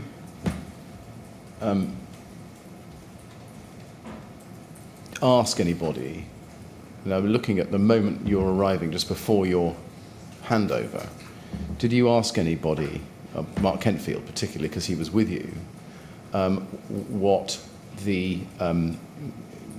evacuations had so far taken place? The only conversation I recall with Mark was regarding who was in charge and where the command unit was. Right. I may have spoken more about it, not about that specific point. I think between Mark and the bottom of the tower, I focused on the tower and probably collecting myself and getting myself ready to take over. I don't recall any further conversations with Mark. Now, just at that moment, before the handover and pausing at the moment when you look up and you see what you see, was a plan in your head forming as to evacuation of this block, either in whole or in part? Yep, so the plan would be that there'd be a rescue and evacuation of the entire block, and that we'd have to do that in a priority order. So already I was thinking that, yes. Okay. And a lot of that, sir, is on the basis that we'd not have a 25 pump fire in a high-rise building that I'm aware of. So you wouldn't expect to leave anyone in that building after the fire had been dealt with, because the building owners need to decide that the building is safe for those occupants to reoccupy and go back into. So with such a catastrophic failing already on the outside of the building, it was clear that we wouldn't intend to leave anyone within that building. Now, just at that point, and I'm interested in getting your impression and thoughts prior to the handover, but at that moment, can you just give us a snapshot of how you intended to go about effecting that evacuation that you've told us about? So it would prioritise who we thought we need to get out first. So it would be the fire survival guidance calls, for example, and then we would look at who then was most at risk after that. Most likely it would be the floors, the north-east side of the building where the fire appeared to be, the upper floors where you are likely to have or possibility of smoke logging, and then you would work methodically through the rest of the floors. Right. So you had, at the moment of handover or prior to it, at least some idea of how to go about prioritising rescues? Yes, definitely. Right. Now, let's move on to the handover itself. On page 7 of your statement, where we still are, you say just below halfway down, I then saw SM Andy Walton. He was wearing the Incident Command tabard. I met with Andy at position A, indicated on map AFOL 10. And if we can just look at that, that's MET 000015702.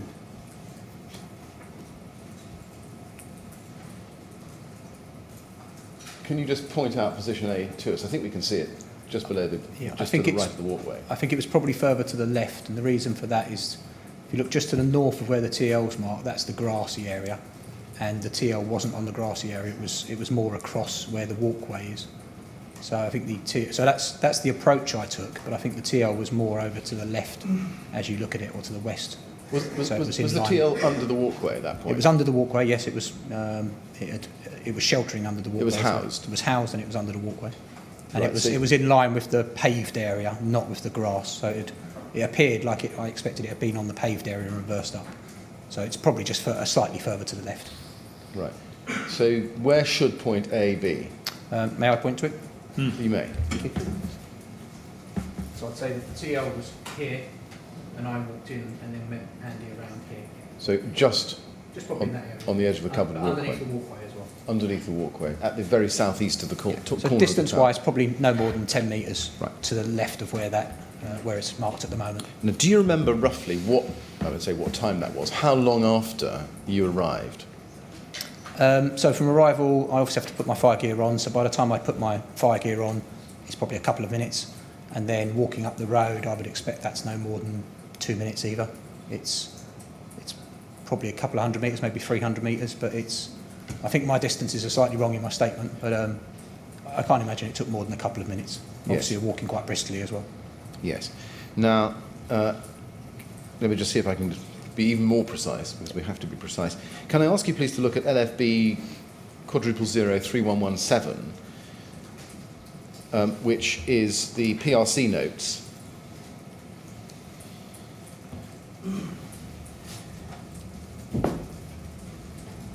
Which we've also got at tab 24 of our documents bundle.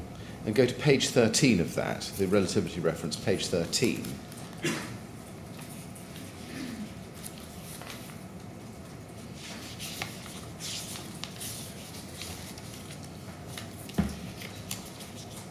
Now, you say there,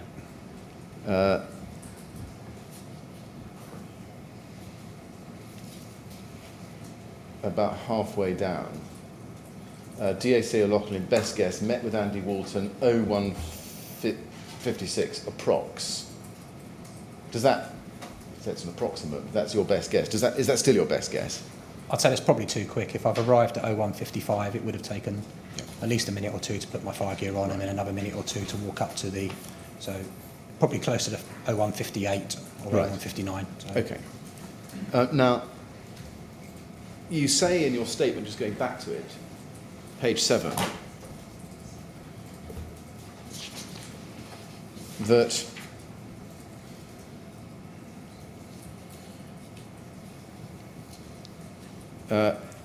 he confirmed he was in charge, and you say it is very unusual for a DAC to take over from a station manager even at a smaller fire. So at a 25 pump fire, it made me wonder where the group manager was. Did you ask that question of Andy Walton? I didn't, because if he was the station manager, it meant that he hadn't met a group manager, because the group manager would have taken over from him and would be the person there. So I don't specifically think I did ask him. Right. And then you go on to say, before we spoke, I looked up again at the tower. I could see that the fire had gone up a central core of the building on the east elevation. And then you've got an exhibit. Did you realise at that point that it was the cladding that was alight? It now looked like it was cladding, yeah. So rather than a sort of very thin fascia or something like that they put on there, it looked like it was something more substantial, like a cladding system. Right. Now, if you go to page 8 of your statement, you say a third of the way down, I'll just take you to that. You say, I concluded that this was actually helpful for us, as the cladding had effectively burnt off the building, leaving only pockets of fire. These pockets weren't significant and so shouldn't have penetrated the building. The cladding on section CD was burning off quite vigorously as well. This is a reference to your plan. And then you go on to say at the last, in the last line there, or last sentence, I believe that the construction of the building should protect it and keep the fire outside. And then in the next paragraph, you say, just below halfway down, my expectation was that if we were unlucky, perhaps one or two flats with open windows could catch light, but it looked at this point as though the fire had possibly done its worst on the east elevation. I could see pockets of fire dotted around areas of the east elevation where the cladding had already come away, but it didn't look as though any of the flats were alight. I assumed that these pockets of fire were something to do with how the cladding had been attached to the building. Now, you say that there. Can I take you to the PRC meeting notes again, LFB quadruple 03117, and ask you please to go to page 19.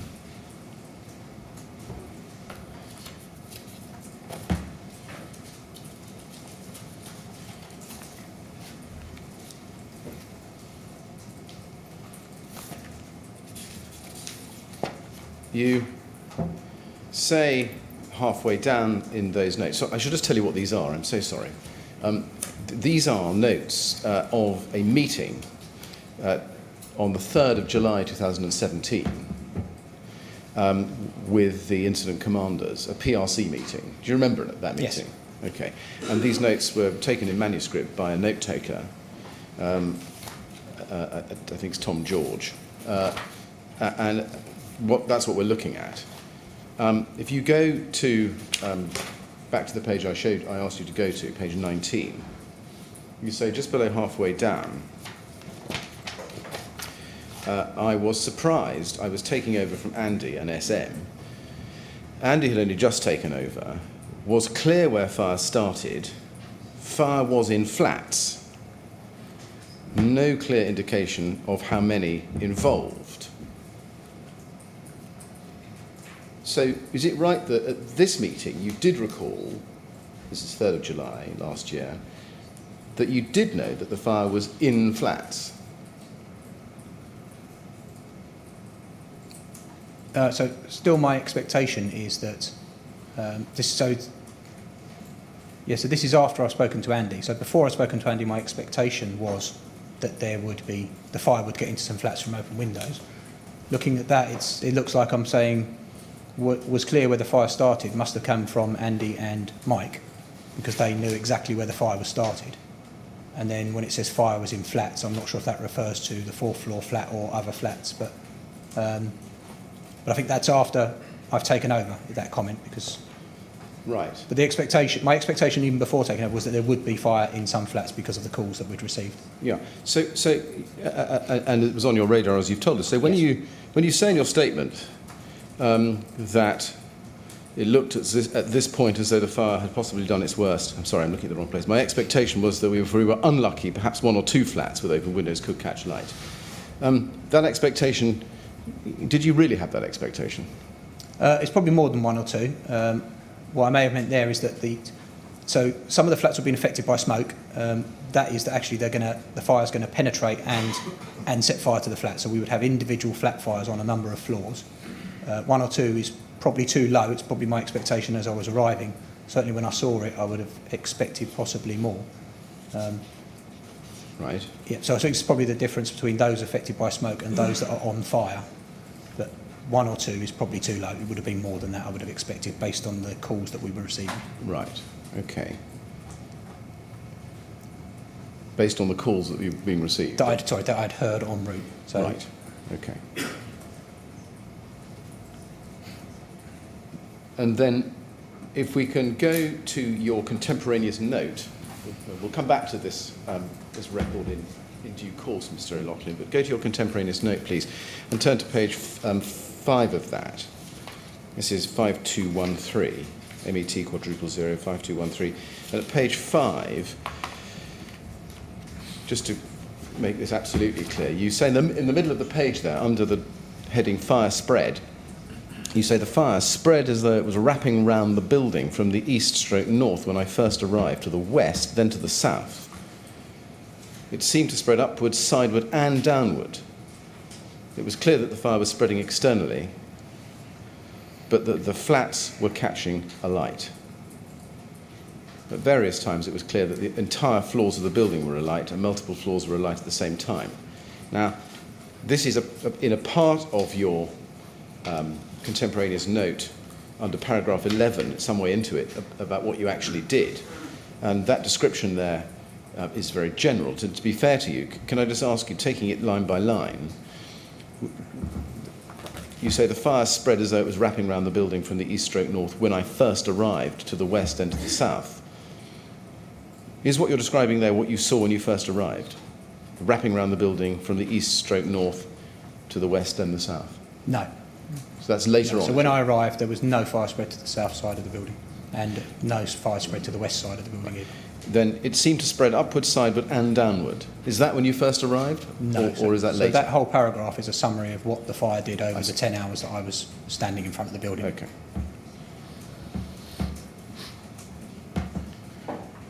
And when you say it was clear that the fire was spreading externally, but that the flats were catching alight, we've looked at some of this material now, but flats catching alight, that was something you did see on arrival, or did know about on arrival?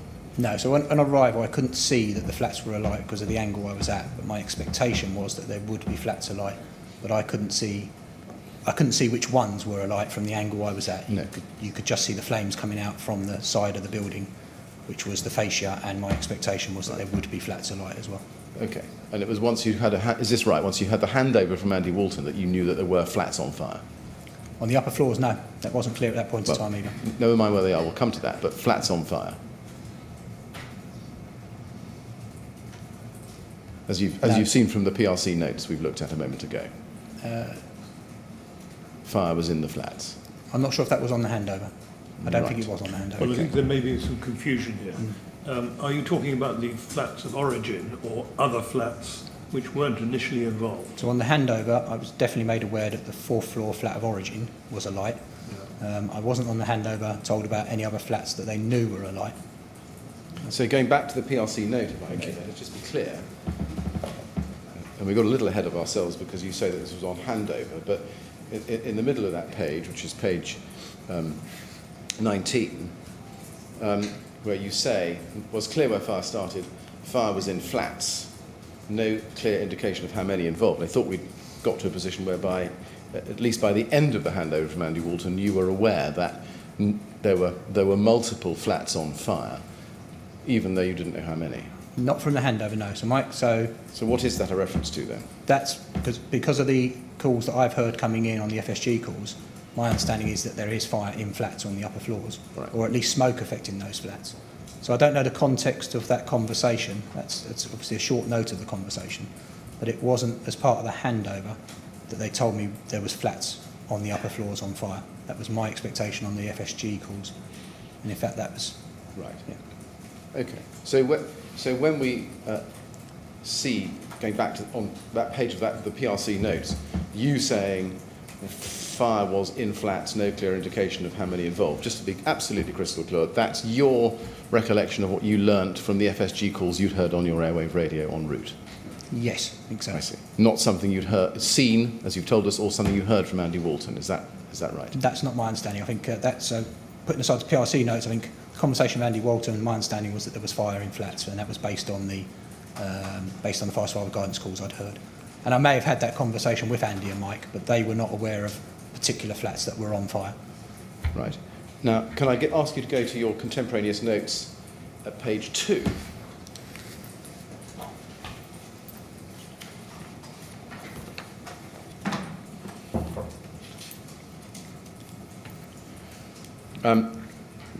This is paragraph 10, and the question is, what were you tasked with doing on your arrival?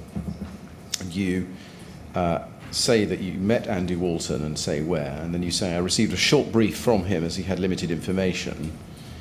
And then 3 lines down from that, you say, the fire was not only on the east side and northeast corner, but had also developed around the north side and was wrapping around the building. Note, this was a description I received many times from officers and firefighters.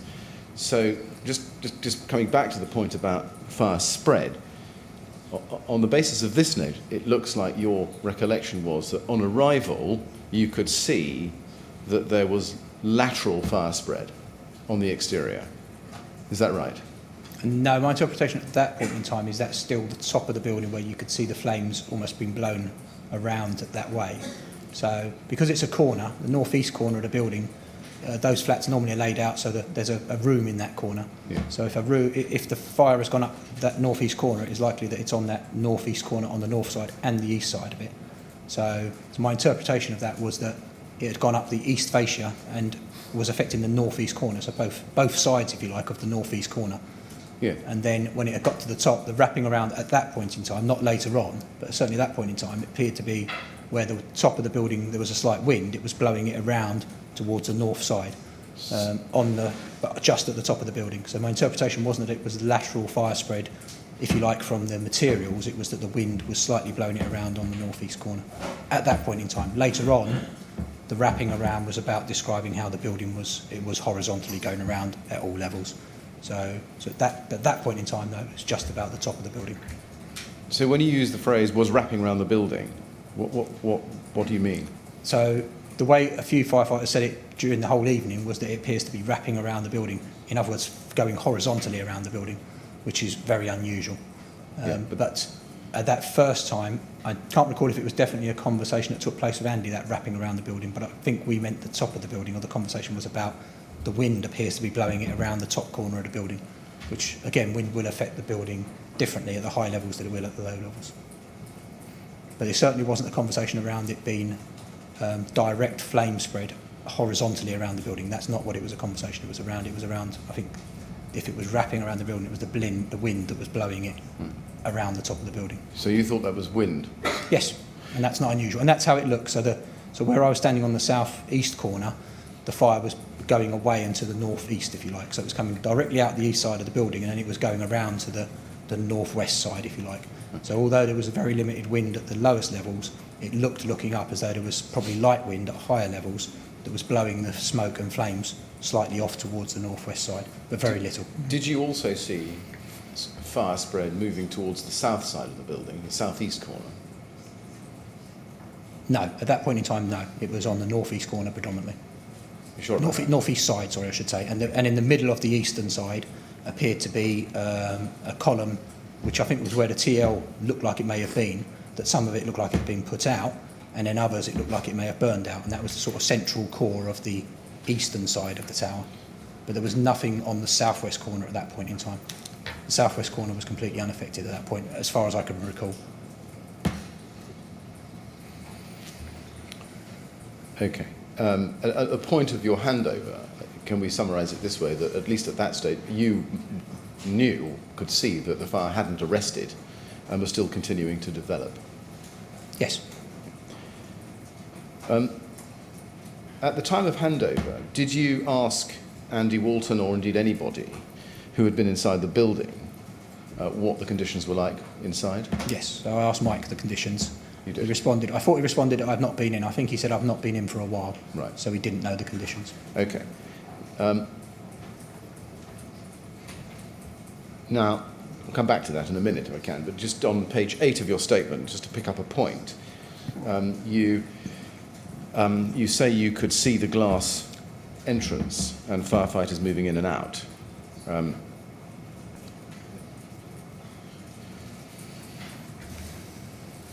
In the second paragraph, just below halfway down,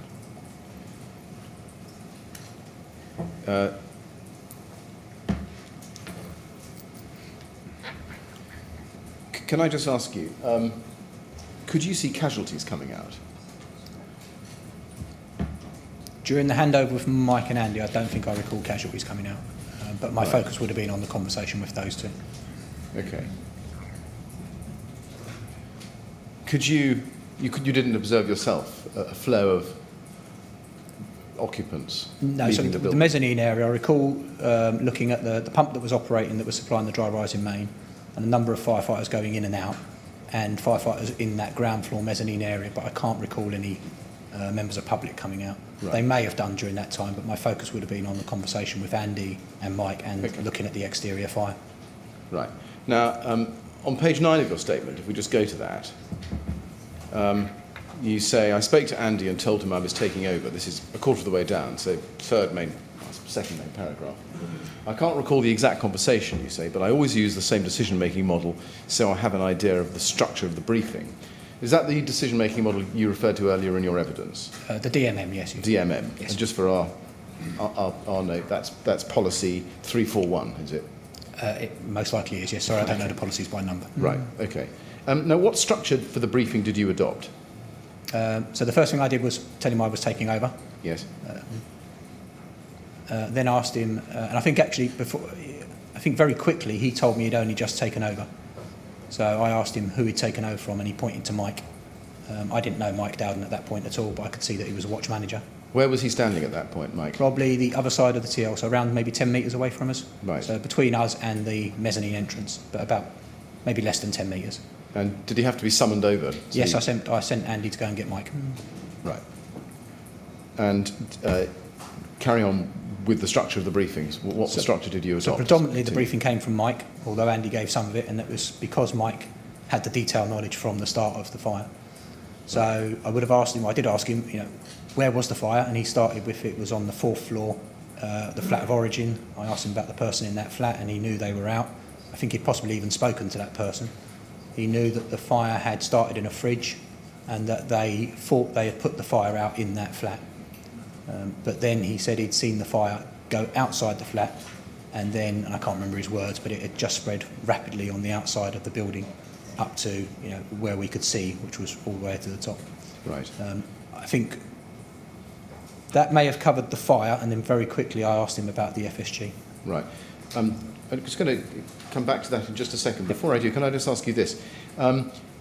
Was Mark Kentfield still with you at the point when your briefing... Yes, he was standing to my left and Mike's right. So in a triangle, if you like, you had me standing facing the mezzanine, Andy to the right of me, Mike opposite me, and then Mark to my left. Right. And was Mark Kentfield there throughout the whole briefing? Yes. He was. Now, you say in your statement, and you just said it now, that you learnt that Andy Walton had only taken over a few minutes before, and that your briefing mainly came from Mike Dowden. And that's page 9, about halfway down the page there. Did he, Mike Dowden, that is, tell you anything specific about the fire spread? The fire spread on the outside of the building, yes. He pointed that it had been in a 4th floor flat, and then it had got on the outside of the building. Right. And I can't remember his exact word, but it had gone quickly up the outside of the building, and we could physically see numerous times Mike and Andy tried to step out from underneath the walkway, which was quite dangerous to do. But they were trying to point out where the fire had gone out, particularly Mike. He was trying to show me where it had gone out and gone up. And you could see it had gone up the north. Well, he was explaining it's gone up the east side and northeast side of the building to where it was now at the top. Did he tell you anything about the fire or smoke conditions on the inside of the building? No. So when I asked him about the conditions, which was later on, when I asked him about the conditions inside the building, he said he hadn't been in for some time. Right. Did you ask him to find out immediately from the bridgehead what the conditions were like inside? Not at that point in time. No, I was still taking a handover at that point in time. So if I'd started tasking him with jobs to do, it would have distracted him from what I needed from him, which was a handover briefing. Right. Did it surprise you that he didn't know what the conditions were like, or hadn't found out what the conditions were like inside the building at that point? So from the way he said that he hadn't been in for a while, I think what he meant was he'd be guessing what the conditions are like inside the building. Most of your information would normally come from the radios, but the radios at that point in time were overwhelmed with traffic. They were just, you couldn't make any sense out of what people were trying to say on the radios, because being a simple system, the radio, where one person talks to another, they were getting cut across continuously. So my impression was he hadn't had an update for a while. Did you ask him who was in command at the bridgehead? He told me a watch manager was in charge of the bridgehead, but I don't recall the name at that point in time. Or if he told me a name, I think he may have just said there's a watch manager in charge of the bridgehead. Did you ask him what the bridgehead had told him, Mike Dowden, about the conditions inside the building? Not specifically about the conditions, no. I think he He, just before that, had thought the fire was out on the 4th floor. That's what he definitely knew. He didn't know about the conditions, or he didn't tell me any information about the conditions inside the building that had come in from the bridgehead or anywhere else. Right. So what picture did you have by the end of the briefing about the conditions inside the building? So my expectation was, because I'd asked him where the hose had gone in from as well, or he told me, and the hose had gone in from the floor below, which is normal practice. The risk from that is you then open the lobby doors onto the staircase, and any smoke in the lobby from the original fire will go into the staircase. So my expectation, although he hadn't told me it, is that the smoke from the original fire will have gone into the staircase, because we will have breached the doors. And in fact, we'll be opening and closing the doors continuously whilst we're trying to go up and put the fire out on the 4th floor. But that didn't come from Mike. That came from the conversation we had about the hose, which would have been breaching the door to the staircase. Right. Beyond some smoke logging or smoke effect as a result of propping the 4th floor lobby door open, Yes. at the end of the briefing, did you have any picture beyond that of the conditions in the building? No. Not beyond what I'd heard on the calls coming in, which was limited. And so, yeah, I was limited in what I knew about the conditions inside the building at that point. Were you conscious at that time that that was a limitation on your knowledge? Yes.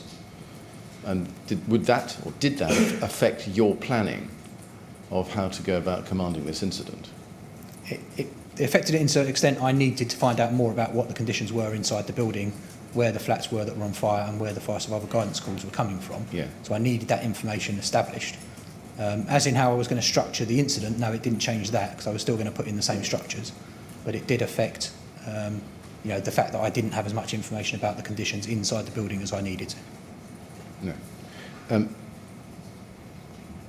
On page 9 of your statement, just about 2/3 of the way down, you... Just a minute, I'm just wondering, we've been running another hour.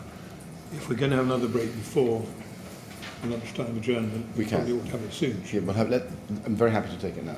Is that all right? Yes, absolutely. All right. I think we'll have another short break now then, Mr. Loughlin. Again, please don't talk to anyone about your evidence when they're out of the room. And we'll come back at 25 past?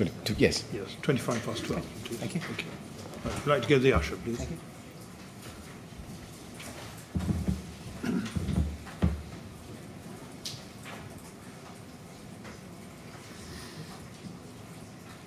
Good. 25 past, then, please.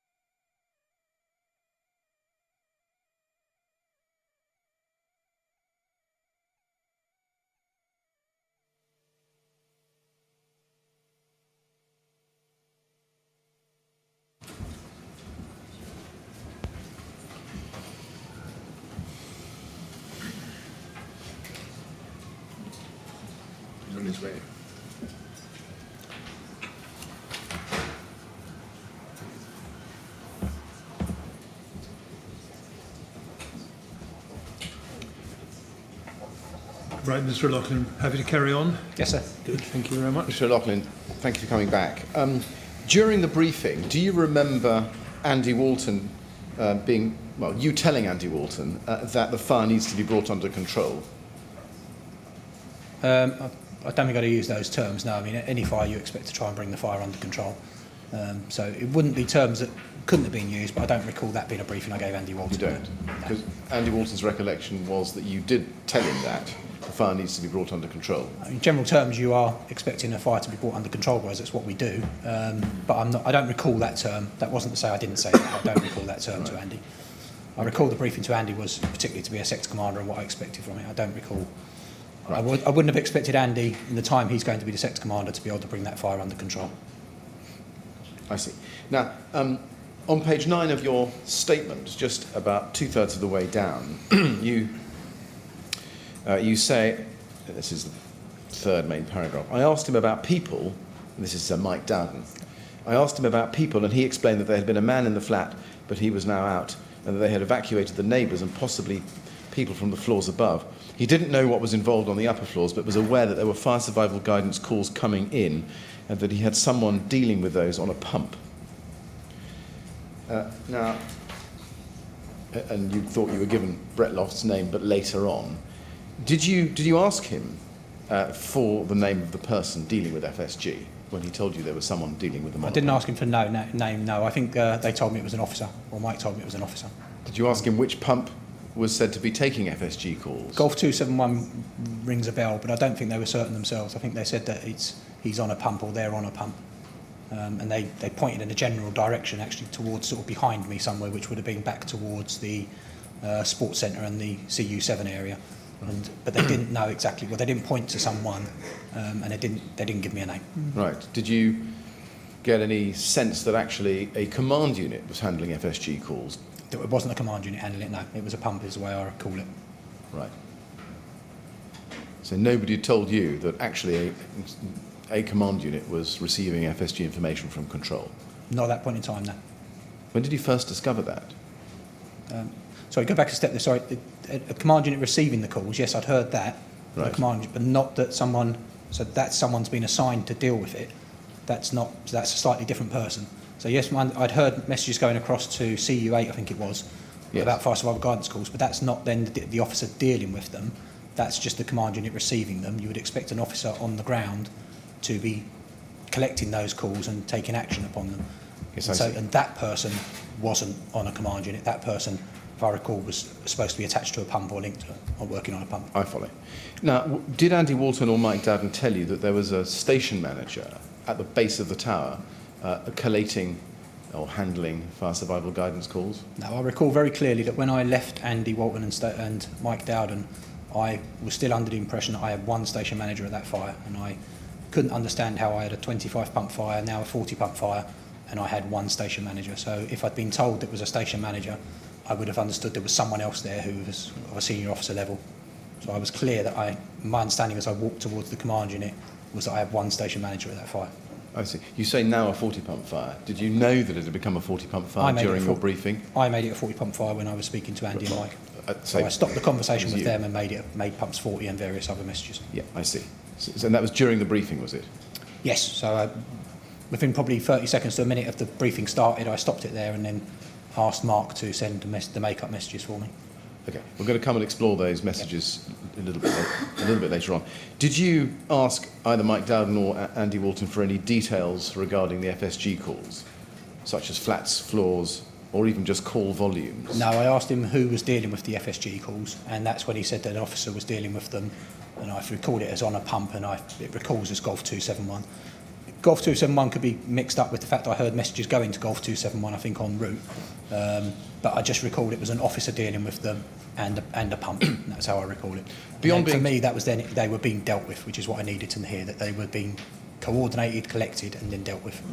Right. But beyond being told that, did you not think at this point to find out more information about flats, floors, call volumes, just so that you could carry out the prioritisation that you described to us earlier? Because all I had as a senior officer was Andy, my priority at that point was to put a command team together. So it was to put people in place to manage those sort of that sort of issue. So I knew I needed a fire survival guidance coordinator, and that's what I needed to put in place, and I needed a senior officer to do that rather than the watch manager. That's nothing against the efforts that the watch managers may be making, it's just that the senior officers are much more used to working within a command unit environment and working on a larger scale incident, so you want to put that senior officer command in place, right. And I didn't have that at that point in time. What was your priority in terms of strategy at that point?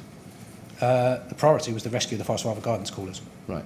And so in order to be able to formulate a plan, would you not need to have some detail about the fire survival guidance calls, flats, floors, and the conditions in the building in order to be able to do that? No, I'd hand that over to an officer to deal with. So because of the number that were coming in, if I tried to deal with them personally, I'd be drawn into only one task at the incident, and obviously I've got the whole overall incident to command at that point. So it's my intention, at that point in time, they would be dealt with by an officer, my understanding would be a watch manager, and what I needed to put in place was a command team to deal with the fire survival guidance calls, because I wouldn't be able to do them personally on my own. I need a team of people to do it, and that was my intention.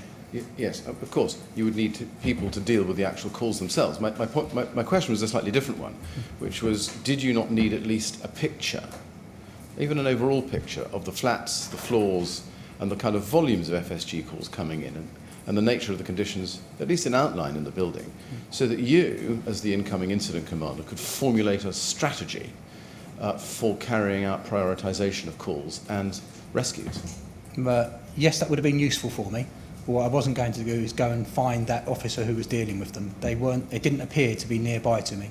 So I would have had to have gone to have found them and then got drawn into that. So at that point in time, my focus was to get to the command unit and put a command team in place once I'd established Andy as the fire sector commander inside the building. All right, well, we'll come back to that.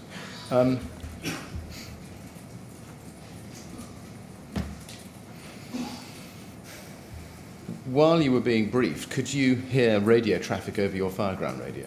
There was a huge amount of radio traffic, but it was all cutting across each other. Right. What it sounded like was that, so it wasn't ill discipline, it was the fact that I think everybody there seemed like they had something important to put across.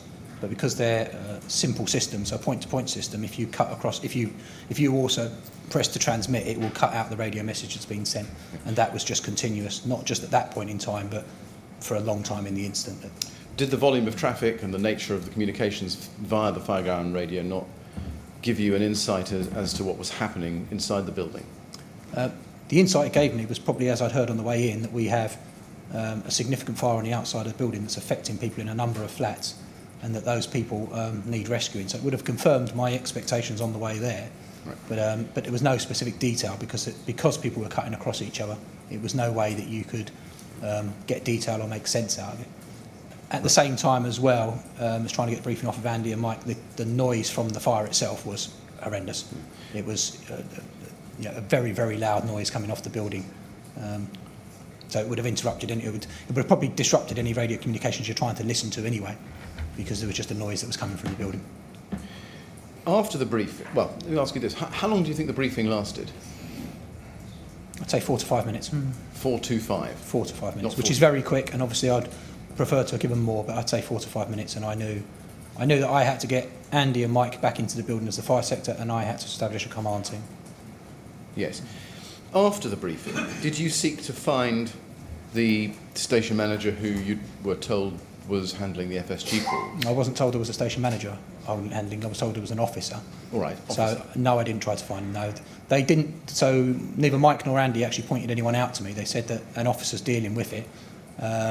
And I recall it as Golf 271, it could have been something else on a fire engine. So it would have meant me having to wander off and try and find the fire engine that happened to have an officer working on it, whereas my priority at that point was to get back to the unit and establish a command team. Right. Was it not of the first importance, though, to at least find out who it was who was handling the FSG on the incident ground, so you could go and find them? I think it was important to understand that there was someone dealing with it, so an officer was dealing with it.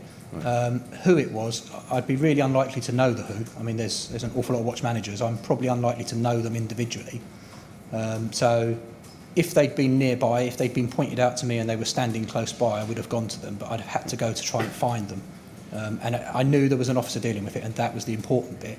Who they were, if it was a watch manager, which was my expectation, because my understanding was Andy was the only station manager, there's no reason to think I would know that watch manager individually, or whether that would help me at all at that point in time, knowing that watch manager as an individual, I mean. At the end of this briefing, if you weren't going to go and find the officer managing the FSGs, how were you going, what was your thought about how you were going to educate yourself as to the detail of the FSGs, flats, floors, so that you could prioritise? So I'd heard the messages go into a command unit, which was CU8. So when I went to CU8, the command unit on Bowmore Road, I was expecting to find information on there telling me what FSGs we had in progress. Right, okay. Now, on page 10 of your statement, if you could turn to that, a quarter of the way down, you say, Mick explained that there was a single staircase inside the building. That's during the briefing, was it? Yep, so we had a discussion about the building, which was the number of floors, which was 24, as he told me. And then so it's a single staircase. These buildings, as I know them, normally would have a single staircase, but I wanted to make sure that it was a single staircase, and it was. And we also talked about the dry rise in Main and the bridgehead, and also the jets that were working at that point in time. Now, you say a quarter of the way down the page, 4 lines down in that paragraph, I knew we would already be congesting the staircase, making it difficult for people to get out. And I knew that there would be smoke logging because the hoses would be keeping the doors open. Now, just looking at that, did you know any more than just that it was smoke logging? I mean, for example, did you know the conditions of the smoke, or whether that smoke logging was making it difficult for residents to escape? No, so at that point in time, Mike didn't know the conditions within inside the building. So he wasn't able to brief me on what he thought the conditions were, other than the 4th floor fire. My expectation would be, because we end up breaching the door to put the hoses in, smoke would have got into the staircase. So my expectation is, and experience would be, that we have caused smoke to go into the staircase. But I didn't get that as a handover from Andy or Mike, because they hadn't been in the building for some time and hadn't given me a briefing on it. So did you have a plan as to how to go about getting detailed information as to the conditions in the lobbies and stair? Yes, to establish a fire sector, and then get that fire sector to establish where we were at that point in time with regard to the conditions inside the building and the type of fires we had on whichever floors, or what we needed to deal with. Was it not more important to you, at least, to get the information before you established the fire sector as to where the fire was, where the smoke was, and what the difficulties with exit were for the residents? But the only people available to me at that point in time for that information was Mike and Andy. The only other way to have done it would have been either by the radios, which were completely congested, or me going into the building and talking to the bridgehead, but that was on the 2nd or 3rd floor at that point. So again, I would have got probably drawn into the building for 5 to 10 minutes then to try and establish that, when I had the whole incident to run rather than just the fire sector. So putting a fire sector in place and Mike going with Andy was to then find out what are the conditions and what do we need to do to rescue everyone in the building. Did you think to try to make radio contact, or ask somebody with you to make radio contact with the bridgehead to discover It would have those been pointless. The radios were just overwhelmed with information going across. Right. So normally, if you want to get something across urgently, you'll say priority, and people should then stop using the radios. I think everybody was saying priority. Everybody was trying to get an urgent message across. So, and because they're simple radios, I mean, they're good digital radios, but they're still simple radios in that only one person can talk at a time. If you cut across, you just lose the radio communications. So, can we summarise your evidence in this way, that at the end of the handover from Andy Walton and Mike Dowden, you knew no detail about FSG calls, flat numbers, floors, and you knew no detail about the conditions in the building? I knew we had FSG calls that were in progress. I knew that we had numbers because they'd been passed across by control, and I knew that somebody was coordinating those, but I didn't have them in front of me, no. Can I ask you to look at the policy which covers incident command, which is 238. It's entitled Incident Command Procedures. It's tab 1 of our policies bundle. And this is the version current in April 2014, so current as at the time of Grenfell Tower. And if I can take you, please, to paragraph 6, handing over stroke taking over, I'd just like to focus your attention on 6.2. The IC, this is the next page, 6.2. The IC will provide this manager with the following information: a full description of the operational situation in accordance with the DMM. That's the decision-making model. And then you've got 5 bullet points. And the third one, and fourth one I want to look at with you, actions that has been initiated and the objectives and operational plan. Coming away from that meeting that you had with Andy Walton and Mike Dowden, what were the objectives and operational plan in place at that time? So is that what was their plan or what was my plan? Well, I suppose it's what was the plan you were providing? What was theirs? So I assigned Andy as the fire sector commander. He was to take Mike with him because they were Mike's crews and Mike knew the people inside the building. He was to establish where we were with regard to the firefighting on the 4th floor and the conditions inside the building, and then to use the FSGs as the priority for the rescues inside the building. No, my question was, what was their plan? So let me perhaps I've muddled you. What's supposed to happen on a handover, according to this policy, is that the arriving manager to take the incident over will get a full description of the operational situation, and that would include, as the 4th bullet point, the objectives and operational plan, as I understand the policy. Now, my question is, by the end of that briefing, what was, as you understood it, that's Walton's and Dowden's objectives and operational plan? So Mike's operational plan had been to put the fire out on the 4th floor, which his understanding was they had at that point. And then on the outside of the building, he'd place a ground monitor to try and attack the fire, but it was only affecting the lower levels. So his plan was to call a lot of resources to the incident, which he had. He'd asked for the 25 pumps to commit BA crews to then start to search the upper floors. There was talk about trying to get a 3rd jet to work as well. I think they were getting a 3rd jet, which I took to protecting the staircase, if you like, for the firefighters entering and egressing the building. So primarily, I'd say his plan was to start to get to the fire survival guidance calls that were in place. Right. Did any part of the objectives and operational plan that they had, as you understood it, include any plans for evacuation or rescue? Yeah, so the rescue part of it would have been focusing on the fire survival guidance calls that have taken place, or are in progress, sorry, I should say. So his focus was to get to the fire survival guidance calls. And then the evacuation, he talks about the 4th floor, I think, either being clear or they were clearing it. Yeah. But they hadn't, at that point, they didn't have a plan for the whole rescue and evacuation of the building. It was focusing on the people most at risk, which was the fire survival guidance calls. Right. Did you establish from them whether they, as incident commanders for the time they were, had established any prioritisation system for FSG calls? Not breaking down individual FSG calls, no. I think Andy and Mike had someone dealing with the FSG calls. I think at that point in time, we all focused on FSGs being the priority. Yeah. We hadn't discussed breaking those down into which one is more important than another. That's not something we did at that time, no. No. Is there a reason for that? It's not something I'd come across before or experienced before. You treat the FSG calls as the priority because it's somebody saying I'm at risk and there's smoke and flame or heat directly affecting me. So it is the priority to deal with. I'm not sure I'd ever expected before that we would have to then decide which call was more important than another call before Grenfell. And I don't expect they had as well either. Right. So each of the FSG calls was a priority, or was the priority. Did you discuss with them, or did they discuss with you, what the plan was for dealing with particular callers who had mobility difficulties or who were elderly or had young children or were pregnant? I don't think by that point Mike or Andy had the time to get into that level of detail, so we never had a discussion about that level of detail of it.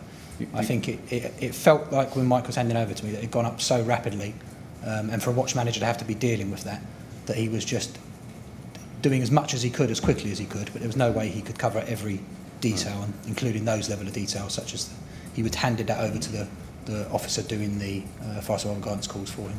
You say he would have. You call it a level of detail. We can argue about whether that's a detail or not.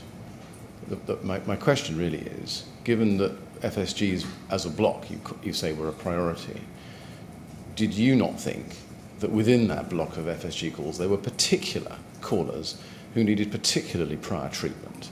For example, elderly, children, pregnant people, or people with mobility issues? At that point in time? Yes. No, I didn't. No, not you. All the fire survival guidance calls you treat as the priority. To then decide which one is more important than another becomes quite subjective in that You have to look at who's most affected by the fire, heat and smoke, who's most in danger at that point. Mobility issues would definitely become an issue, but then you're subjectively deciding one mobility issue against another, perhaps. Young people are definitely vulnerable to smoke, same as elderly people or people with conditions such as COPD, asthma, etc. So you'll be aware of that, but it becomes very subjective. And I think at that point in time, there was no conversation around that level of detail of each individual fire survivor guidance call. And although at that point in time there was no conversation, did you then have a plan as to how to go about prioritising those particular FSG callers after that? I'd say at that point in time, I wouldn't say I did, because I'd never been in a situation where I expected to have to prioritise one fire survivor guidance call over another. It's not something that I would have expected to have to do previously. And if you didn't expect to have to do that, how are you going to be able to formulate a strategy of search, rescue and evacuation? So this probably moves forward to when the fire survivor guidance coordinator is put in place, in that I made the fire survivor guidance calls the priority, and then, although it is subjective, based on the phone calls coming from control to the fire survivor guidance unit, you're relying upon them to start assessing the level of risk to those individuals and then passing that across to the fire sector, and then the fire sector working out where they think they can get to people who are a priority. It's a very difficult challenge, and on that night it was an enormous challenge for all of them to somehow work out how you prioritise individual calls, and it is subjective, even though you could use the criteria you mentioned. It's still very subjective, and then to expect the fire sector knowing which ones they could possibly get to at first or not. It was a very difficult task for those crews on that night to carry that out.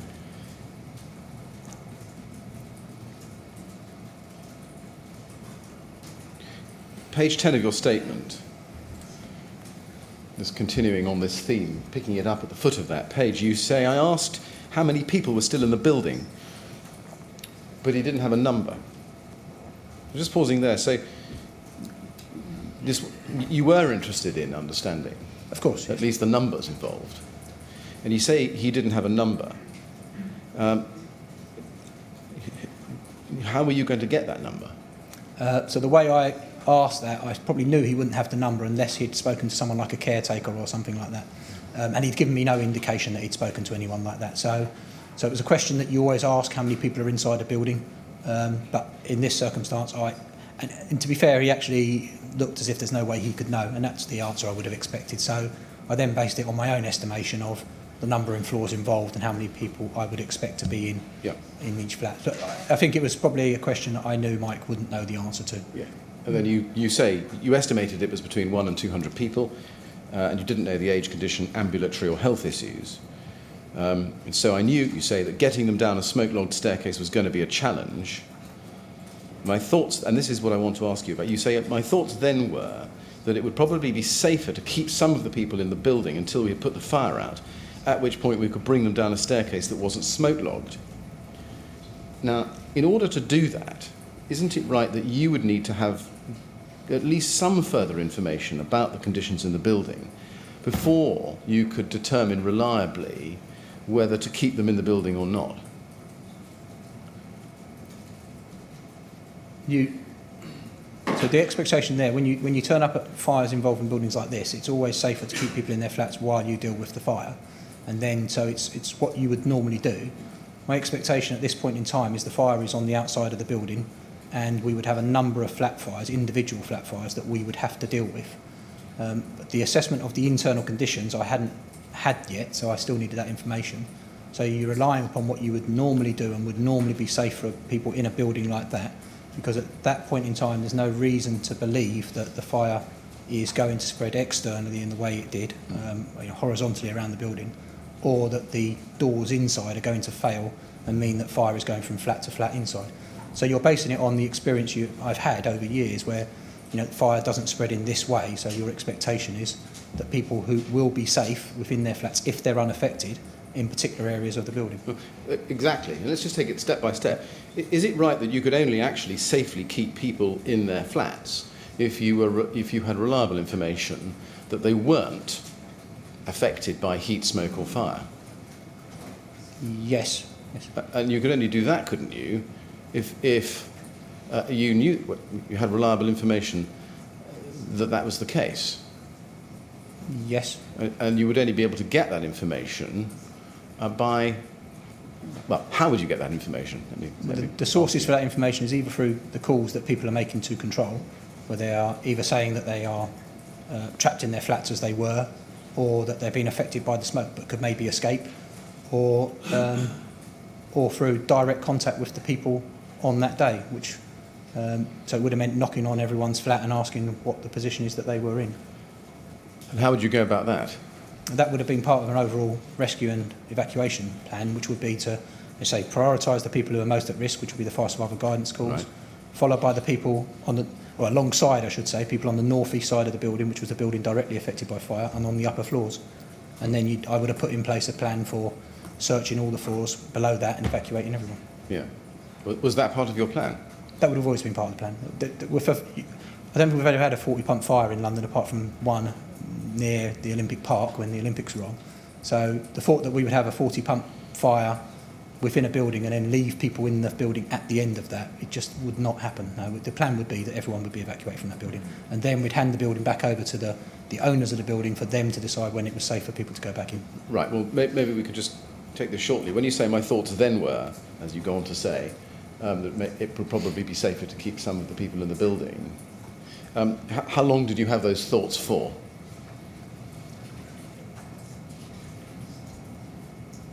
Right, so that's the point when I think when I'm walking towards the command unit.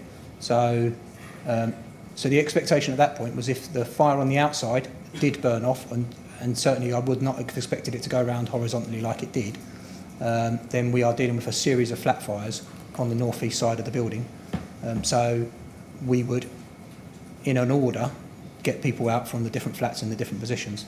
I couldn't put a time on how long I thought that would take. We certainly had a huge amount of resources in place, and it would have depended on things like the conditions in the staircase, which at that point in time I didn't know the conditions in the staircase, except for my expectation that we would have had some smoke in it from the original fire. Yes. And what was your plan, if you had one, for getting the information as to the conditions in the staircase and in the lobbies? To put a fire sector commander in, for those to establish where we were with the fire inside the building, what the conditions were, and get that information back to me, and put a fire survival guidance coordinator in to find out the information we were receiving from control. And so those would be the two primary sources of information, and then spotters, if you like, outside the building, looking at what the building is doing on the outside.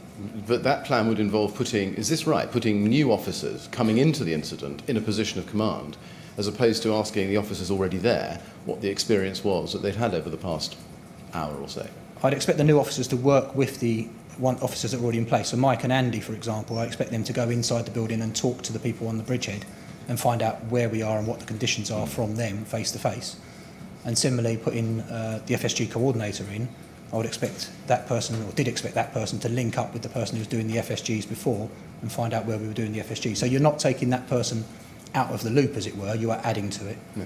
So do I understand your evidence, and this is perhaps a general question, that instead of actually getting primary, factual, hard information about the conditions in the bridgehead and about numbers of FSG calls, you saw your role as putting command structures in place so that the people you put in place could get that information? Yeah, I think you are, so in that information gathering stage, you are limited how long you can spend on the gathering of information. So even at the bottom of the tower, if it was 4 or 5 minutes with Andy and Mike, that's still the information gathering. So I need to actually put actions into place. So to get the full picture of the incident would have taken so long that I'm actually not getting action put in place. So my plan was to put a structure in place so they could take those responsibilities and lead those roles for me, particularly the fire sector and the FSG coordinator. Yes. My question is really whether you could put a strategy in place without that information. You could put a structure in place, I can understand that, but how could you put a strategy in place without that information? So the strategy, although this is a unique incident, it's you can almost say the approach was in a way generic, because you are prioritising who you want to be rescued first. You are then putting in place a system to achieve that, which is the FSG coordination unit and the search coordinator alongside the fire sector. So you are putting a structure in place that you've practiced before, but what's different here is the detail of it and what's occurring. And so you are giving them the roles that in this case I've given roles like this before at exercises, for example, And so you're putting those in place, and then the level of detail can be filled in from there. So you're given, if you like, an objective to achieve rather than the specific tasks to achieve that objective. So what's your approach? And tell me if this is an unfair way of summarising what you've been telling us over the past few answers. Your approach was to establish a structure, a command structure, from which a strategy would then be developed once you had the information, rather than developing a strategy and putting a command structure around that. No, I'd say it was establishing a strategy with a command structure to achieve that strategy, and then giving those command team objectives to achieve that would meet that strategy. So then one comes back to my question. Without knowing the primary factual information about the conditions in the exit routes in the building, and without knowing the detail of the FSG, how could you begin to evolve any kind of meaningful strategy? Their priorities still be the same. So the priority is that you need to put in place a plan that rescues the people in the fire survival guidance calls, and what you expect to do is them to establish the tasks they need to achieve that. So the objective is the same, and what you're trying to give to those sector commanders is objectives to achieve, rather than always giving them the detail of the task of how they should do it. So you give them an objective. So the objective there was to rescue the fire survival guidance call, people involved in fire survival guidance calls, and so that is the objective. And what I expected them to do is, when they go inside, is to work out how they can achieve that through taking into account the conditions in the building, for example. Did you, at that point, so we're looking at the time after the briefing with Andy Walton and Mike Dowden, you're on the way back to the CU. Did you have any thoughts at that time about precisely how you were going to go about evacuating this building, either wholly or in part? Yep, so it was to put a fire sector in place, and that they would deploy BA crews to the fire sector fire survival guidance calls as a priority, to deploy other firefighters to the northeast side of the building, which was the affected side of the building, and then work away, if you like, from the top floor downwards, because that's where the smoke would go if there was any smoke inside the building, right, to evacuate people in a staged way, if you like, from each floor working downwards, because the smoke's going to go upwards. Just following that up, so was the idea then that you would push as many BA wearers up as high into the building as you could and then work their way down? Is that your thought? Yeah, well, yes and no. So the fire survival guidance calls weren't all at the top of the building, so you would send the BA crews to where the fire survival guidance calls were first, and in some of them they were at the top of the building. So you would send some crews to the upper floors, if you like, the top floors, and some of them to, say, the medium floors. So yes, the intention would be to send BA crews as far as they could go to rescue people in the fire survival guidance calls. And in what sort of order would that plan be carried out? And that's where it comes back to the subjectivity of the fire survival guidance calls. They were each a priority, so I would have expected crews to be sent to each of those. That was not realising the volume that was involved at that point in time. During the briefing, did Mike Dowden tell you or give you any information about the success or failure so far of any particular deployments of BA wearers? They put the fire out on the fourth floor. I think my recollection was that I thought they'd either searched or checked the fourth floor, and whether that mean they'd cleared the people or they had made sure that they were okay, I'm not sure. And I think he said they were now doing the fifth and sixth floor at that point. He didn't know if the crews had been sent up to the higher floors than that at that point in time. You didn't know? No. Did that surprise you? No, I think what had happened so quickly, that Mike was still had so much information coming at him, he'd still dealing with a very difficult scene, that I don't think he'd been able to get the information, probably because he couldn't get it, because it was relying upon the radios. So for him to have got it, he would have had to go inside the building, and he hadn't had a chance to go inside the building. If the radios hadn't been overwhelmed, I expect he would have had a better picture of what was going on inside. Right. But given that you'd heard on the way to the incident that people were trapped on the 23rd floor, did you not raise with Mike the question, well, have you not sent a crew to get them? I didn't raise questions like that with him, no. Is there a reason why not? No, he knew what he knew, and there was no point in me starting to question why he hadn't done things or why things hadn't been. If I'd started giving him individual questions about whether he had made it to certain floors, it would have taken up more time with us, and if he didn't know, there was no point in me labouring the point of asking him questions he didn't know the answer to. He'd said to me he didn't know the conditions inside the building, and at that point in time he didn't know the full where the crews had been deployed to. He told you, I think, as you say, that he had made pumps 25 and had ordered one through and one aerial, which was already there. I don't think he told me about the through. I think I would have known there was an FRU on it anyway, because you order one of the 8 pumps, so I'm not sure he told me that, or if I would have just known that you get one FRU on an 8 pump fire. Forgive me, it's my fault. I've gone too fast. But let me just look at what you say in your statement. It's page 10, and it's 3/4 of the way down. At the end of that second last paragraph, you say, he told me he'd made pumps 25 and had ordered one through and the aerial TL, which was already there. No other appliances or vehicles had been requested. So are you, it's not a memory test this, but are you sure that it's right that he told you that he had ordered one through? It's more likely that I asked him about the FRU because I know that they come onto an 8-pump fire. Right. So he wouldn't have had to order it. So the wording's probably slightly wrong there. It's in that he had an FRU there because I was about to request FRUs. Well, so he wouldn't need to have ordered that FRU. It would have already been sent when the fire was an 8-pump fire. Yeah. So it's probably just the wording of it. Were you content with the resources that he had made, or did you think you needed more? I think for a watch manager to ask for 25 pumps was probably unknown and unprecedented. So I think he'd done a great job of that, but I wanted more EDBA crews, so I was going to have to order more FRUs to achieve that. But that's not a reflection upon him at that point in time, because I think what he was dealing with was not the expected sort of fire that a watch manager would have to deal with. And why did you need more EDBA crews? So the SDBA gives you about 30 minutes of air, which you would expect to be able to get to the top of the building, but it's going to limit how much activity you can carry on at that floor, especially if you have to firefight, for example. And it would also limit how much air you've got if you're trying to carry casualties or rescue casualties down. So although 30 minutes is a good amount of air, it limits what you can do, whereas the EDBA gives you somewhere between 45 and 48 minutes of air. So it just gives you more. So it was going to give us more options at the higher floors. Right. During or at the end of the briefing, do you remember forming a particular view about the weight of EDBA response that you'd need? How many EDBA wearers? Yeah, it wasn't really part of the briefing. I ordered them on. So I asked Mark to send a message that asked for 6 of them, which would have been 24 wearers probably. And once you take out an emergency crew, I would have worked out that given me somewhere between 10 and 11 EDBA crews of 2. Right. And I think you've answered this, but let me just be clear. Is it right, your plan with those EDBA wearers was to send them as high up in the tower as you could in response to particular FSG? That's the best use of the EDBA, yes. It's the best use, but was that your thought at the time? Yes. Right. Thank you. Mr. Chairman, is that a convenient moment? Yes, thank you very much. We're going to have a break now, Mr. Loughlin, so we can all have some lunch. So in a minute I'm going to ask you to go with the usher. Please don't talk to anyone about your evidence while you're out of the room, and we'll start again at 2 o'clock, please. Thank you. Thank you. Right, I'd like to go with the usher.